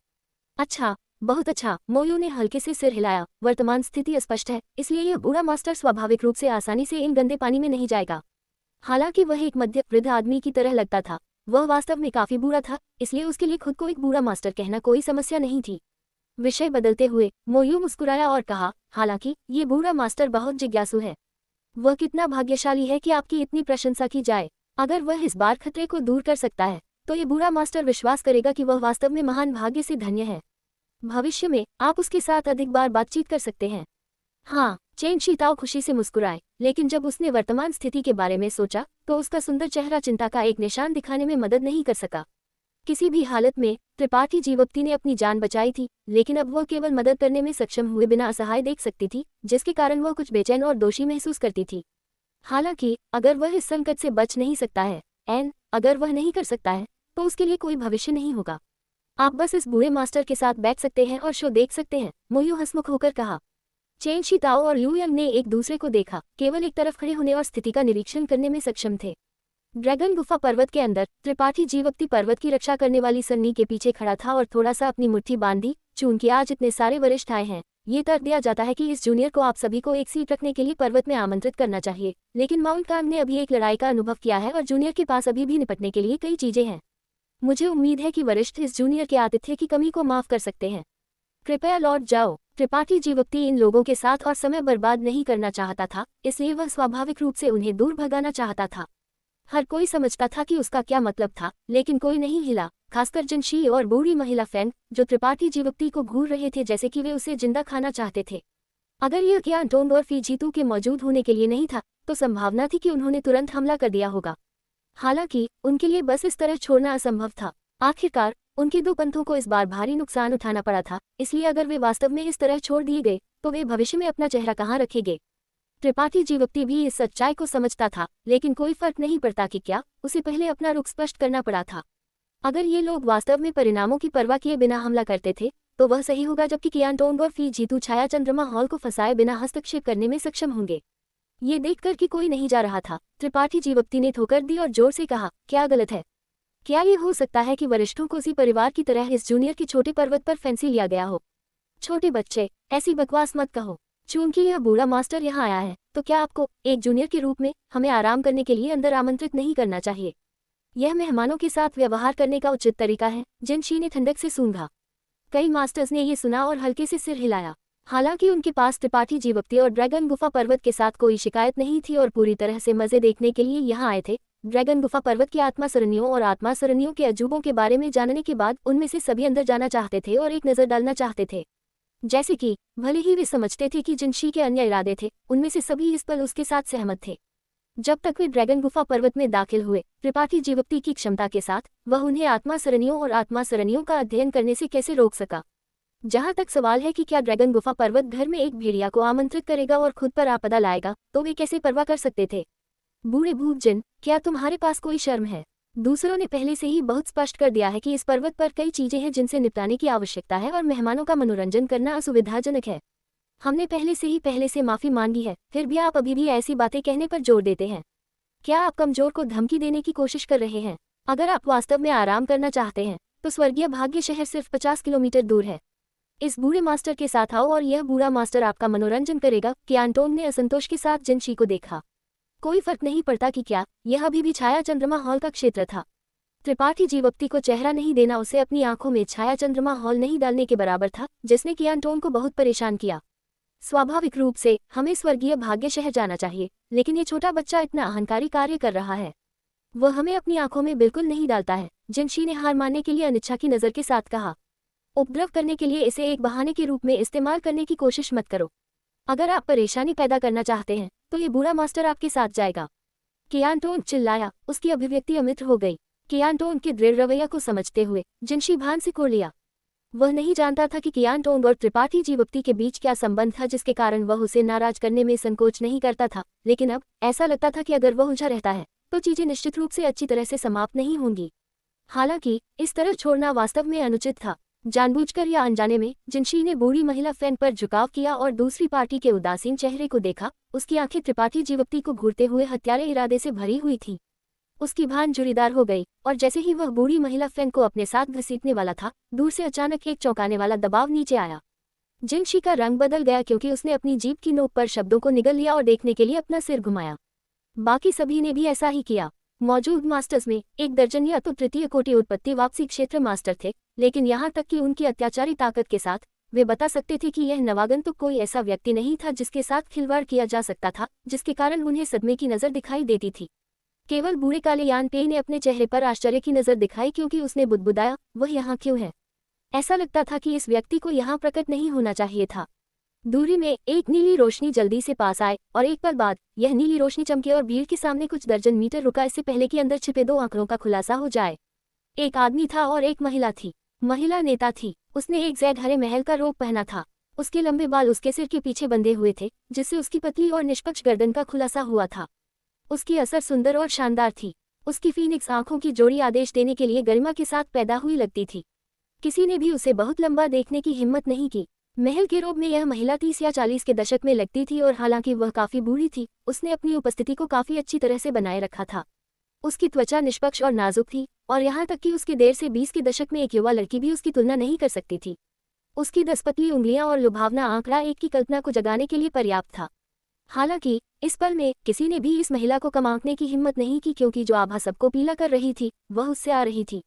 ये एक आभा थी जो एक साधारण तृतीय कोटि उत्पत्ति वापसी क्षेत्र मास्टर की तुलना में और भी मजबूत थी। Episode number 1410। महिला के पीछे एक आदमी खड़ा था। इस आदमी की एक बल्कि अजीब उपस्थिति थी। उसका एक नुकीला मुंह, बंदर गाल और संकीर्ण पतली आंखें थीं, जैसे कि वह उन्हें खोल नहीं सका। उसकी आंखों में केवल 2 चीर थे और उसके पास बकेटूत का एक घूंट था जिसने उसे एक खरगोश की तरह दिखाया था। यह आदमी बेहद दयनीय लगता था और जब वह उसके सामने खूबसूरत महिला के बगल में खड़ा था तो इसने एक तेज दृश्य विपरीत बनाया, जिससे महिला और भी खूबसूरत लगती थी जबकि यह आदमी बेहद बदसूरत था। हालांकि जिस तरह से वे दोनों खड़े थे उससे ये स्पष्ट था कि यह दांतेदार आदमी महल के रोब में महिला का एक जूनियर या शिष्य होना चाहिए, क्योंकि वह एक सम्मानजनक अभिव्यक्ति के साथ उसके पीछे खड़ा था, जैसे कि वह उसके नेतृत्व का पालन कर रहा हो। उसकी ताकत भी प्रथम कोटि उत्पत्ति वापसी क्षेत्र में थी, लेकिन उसके शरीर से उत्सर्जित संत की उतार चढ़ाव औसत प्रथम कोटि उत्पत्ति वापसी क्षेत्र कृषक की तुलना में कहीं अधिक शुद्ध और सघन थे। जब उसने इस महिला को देखा तो त्रिपाठी जीवप्ती का चेहरा डूब गया, ये जानकर नहीं कि उसकी किस तरह की पृष्ठभूमि थी। अगर वह एक दुश्मन थी तो ये स्थिति संभालना आसान नहीं होगा। महल के रोब में इस महिला का सामना करते हुए त्रिपाठी जीवप्ती ने दमन की एक फीकी भावना महसूस की, एक भावना जिन शी, बूढ़ी महिला फैंग और अन्य उसे नहीं दे सकते थे। ये स्पष्ट था कि यह महिला जिन शी, बूढ़ी महिला फैंग और अन्य की तुलना में अधिक मजबूत थी। लेकिन जब उसने बगदांतेदार आदमी को देखा तो त्रिपाठी जीवप्ती ने आश्चर्य की नजर दिखाई, क्योंकि वह इस व्यक्ति को जानता था। ये बगदांतेदार आदमी वास्तव में गेक्यूई था, वह जिसने खजाना मंडप में नीलामी के बाद एक आत्मा गोली के लिए अपनी स्टार सम्राट टोकन का आदान प्रदान किया था। त्रिपाठी जीवप्ती का इस आदमी पर विशेष रूप से गहरा प्रभाव था, क्योंकि जब इस आदमी ने त्रिपाठी ज्वलनशील को देखा तो यह एक चूहा बिल्ली को देखने जैसा था। न केवल वह बेहद डरता था बल्कि वह काफी सम्मानजनक भी था, यहाँ तक कि खुद को जियाओ क्यूई भी कहता था। इस आदमी की उपस्थिति काफी अद्वितीय थी। त्रिपाठी जीवप्ती इस तरह के एक अजीब व्यक्ति को कैसे भूल सका। उसे अभी भी याद था कि आत्मा गोलियों के आदान प्रदान के बाद दूसरी पार्टी ने कहा था कि अगर संभव हो तो उसका बुजुर्ग उससे और त्रिपाठी ज्वलनशील से मिलने आएगा। इसके बारे में सोचते हुए महल के रूप में यह महिला गेक्यूई की बुजुर्ग थी, और आत्मा गोली जो वह अपनी स्टार सम्राट टोकन के लिए आदान प्रदान करना चाहता था वह भी इस महिला के लिए तैयार थी। क्या ये महिला एक दुश्मन या दोस्त थी? त्रिपाठी जीवप्ती भान सिकोड़ लिया, उसकी अभिव्यक्ति अनिश्चित थी। हालांकि इन दो लोगों की उपस्थिति ने सफलतापूर्वक सभी का ध्यान आकर्षित किया, मूल रूप से शत्रुतापूर्ण वातावरण को काफी हद तक कम कर दिया। इसके अलावा जब विभिन्न शक्तियों के विशेषज्ञों ने महिला की उपस्थिति को देखा तो उनमें से सभी ने अविश्वास की अभिव्यक्ति का खुलासा किया और कुछ बेहद भयभीत थे। ऐसा लगता था कि वह इस महिला से बेहद डरता था। यहाँ तक कि स्वर्ग लड़ाई संघ के मो जियाओ शेंग और थंडर टाइफून पंथ के चेंग पेंग जुआन भी एक ही थे। उनमें से दो ने एक दूसरे को देखा और दोनों ने डर की नजर दिखाई, गुप्त रूप से सिरदर्दाने महसूस करते थे। छायांकित तारा के दो दिग्गजों के रूप में स्वर्ग लड़ाई संघ और थंडर टाइफून पंथ ने रहस्यमय स्टार सम्राट पर्वत को छोड़कर किसी को भी अपनी आंखों में नहीं डाला। जहां तक मो जियाओ शेंग और चेंग पेंग जुआन का सवाल है, वे दो महान शक्तियों के महान बुजुर्ग थे। उनके पद ऊंचे थे और उनकी ताकत असाधारण थी। उनमें से दो को इतना भयभीत करने में सक्षम होने के लिए इस महिला की पहचान और पृष्ठभूमि को स्पष्ट रूप से कम नहीं आंका जाना चाहिए। त्रिपाठी जीवप्ती ने अपनी अभिव्यक्ति का अवलोकन किया। हालांकि वह नहीं जानता था कि यह व्यक्ति एक दुश्मन था या दोस्त, और उसकी पृष्ठभूमि क्या थी। वह जानता था कि यह महिला निश्चित रूप से एक प्रसिद्ध आंकड़ा थी। ये वह कैसे हो सकती है? छाया चंद्रमा हॉल में कियानटोंग भी एक भूत देखने जैसा लगता था। अपनी आंखों को कठिन दबाता था क्योंकि उसकी पलकें झटके लगती थी। फीजीतू का मुंह एक जलहस्ती की तरह खुला। उसकी अभिव्यक्ति कियानटोंग की तुलना में ज्यादा बेहतर नहीं थी। बुजुर्ग, यह वरिष्ठ कौन है? वेई गुचांग ने किनारे से जिज्ञासा से पूछा। महल के रोब में महिला केवल एक बार दिखाई दी थी। उसने कुछ नहीं कहा, उसने बस अपनी पूर्ण आभा के साथ मौजूद सभी मास्टर्स को दबा दिया, जिसके कारण वेई गुचांग ने बहुत भ्रमित महसूस किया। साथ ही उसने एक अकथनीय उत्साह भी महसूस किया। ये एक सच्चे मास्टर की शक्ति थी। वह स्टार सम्राट पर्वत की पिछली पंथ मास्टर है। कियानटोंग ने अपने मुंह में एक कड़वा स्वाद के साथ आकस्मिक रूप से जवाब दिया। वेई गुचांग का शरीर कांप उठा क्योंकि उसने और भी अधिक प्रशंसा के साथ महल के रोब में महिला को घूर दिया। उसने कभी उम्मीद नहीं की थी कि इस वरिष्ठ की पृष्ठभूमि इतनी महान होगी। स्टार सम्राट पर्वत छायांकित तारा पर सबसे रहस्यमय और शक्तिशाली शक्तियों में से एक था। कोई नहीं जानता था कि उनके पास कितने मास्टर थे या उनके पास कितनी विरासत थी, लेकिन कहा गया था कि स्टार सम्राट पर्वत ने स्टारफील्ड के महान सम्राटों की विरासत प्राप्त की थी। इसलिए स्वर्ग लड़ाई संघ के महान नेताओं ने भी स्टार सम्राट पर्वत का सामना करते समय हीन महसूस किया। सौभाग्य से स्टार सम्राट पर्वत ने किसी भी चीज के लिए प्रतिस्पर्धा नहीं की और शायद ही कभी छायांकित तारा पर दिखाई दिया। अन्यथा छायांकित तारा पर विकसित होने के लिए अन्य पंथों के लिए कैसे जगह हो सकती थी? छायांकित तारा को स्टार सम्राट पर्वत द्वारा लंबे समय से एकीकृत किया गया होगा। हालांकि कियानटोंग के शब्द मुलायम थे, वे अभी भी महल के रोब में महिला के कानों में गिर गए। दूसरी पार्टी ने थोड़ा सा अपना सिर घुमाया और उसकी फीनिक्स आंखों की जोड़ी के साथ उस पर झुकाव किया। इस तरह घूरते हुए कियानटोंग ने अपनी खोपड़ी को सुंदर महसूस करने में मदद नहीं की, लेकिन वह अभी भी एक मुस्कान को बाहर निकालने में कामयाब रहा। युवा पीढ़ी का कृषक इस महिला को नहीं पहचान सकता था, लेकिन द्वितीय कोटि उत्पत्ति वापसी क्षेत्र या उससे ऊपर के सभी मास्टर मौजूद थे और उसका नाम जानते थे और उसकी भयानक तरीकों को जानते थे। 100 से अधिक साल पहले जब यह महिला स्टार सम्राट पर्वत की प्रभारी थी तो हुई कई प्रमुख घटनाओं को याद करते हुए कियानटोंग अधिक से अधिक बेचैन हो गया। वह यहाँ क्यों दिखाई देगी? ये रानी लंबे समय से दुनिया से दूर रही है, लेकिन मुझे उम्मीद नहीं थी कि बाहर आते ही इतने सारे पुराने दोस्तों को देखना चाहिए। महल के पोशाक में महिला ने अचानक अपने लाल होंठ खोले। उसकी आवाज कान को सुखद थी, जिससे लोगों को ऐसा महसूस होता था जैसे कि वे एक वसंत हवा में स्नान कर रहे थे। उनके शरीर और दिमाग को आराम मिलता था। छोटे पैसे, छोटे फी, आप दोनों भी इस स्तर पर पहुंच गए हैं। ऐसा लगता है कि आपने इन वर्षों को व्यर्थ नहीं जिया है। महल के रोब में महिला चुप थी, लेकिन जैसे ही उसने बात की उसकी आवाज पृथ्वी टूटने वाली थी।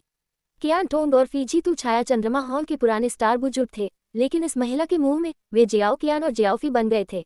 अनगिनत संत राजा क्षेत्र कृषक की आंखें लगभग अपने सौकेत से बाहर निकल गईं, जबकि कई अन्य गुप्त रूप से हंसने में मदद नहीं कर सके।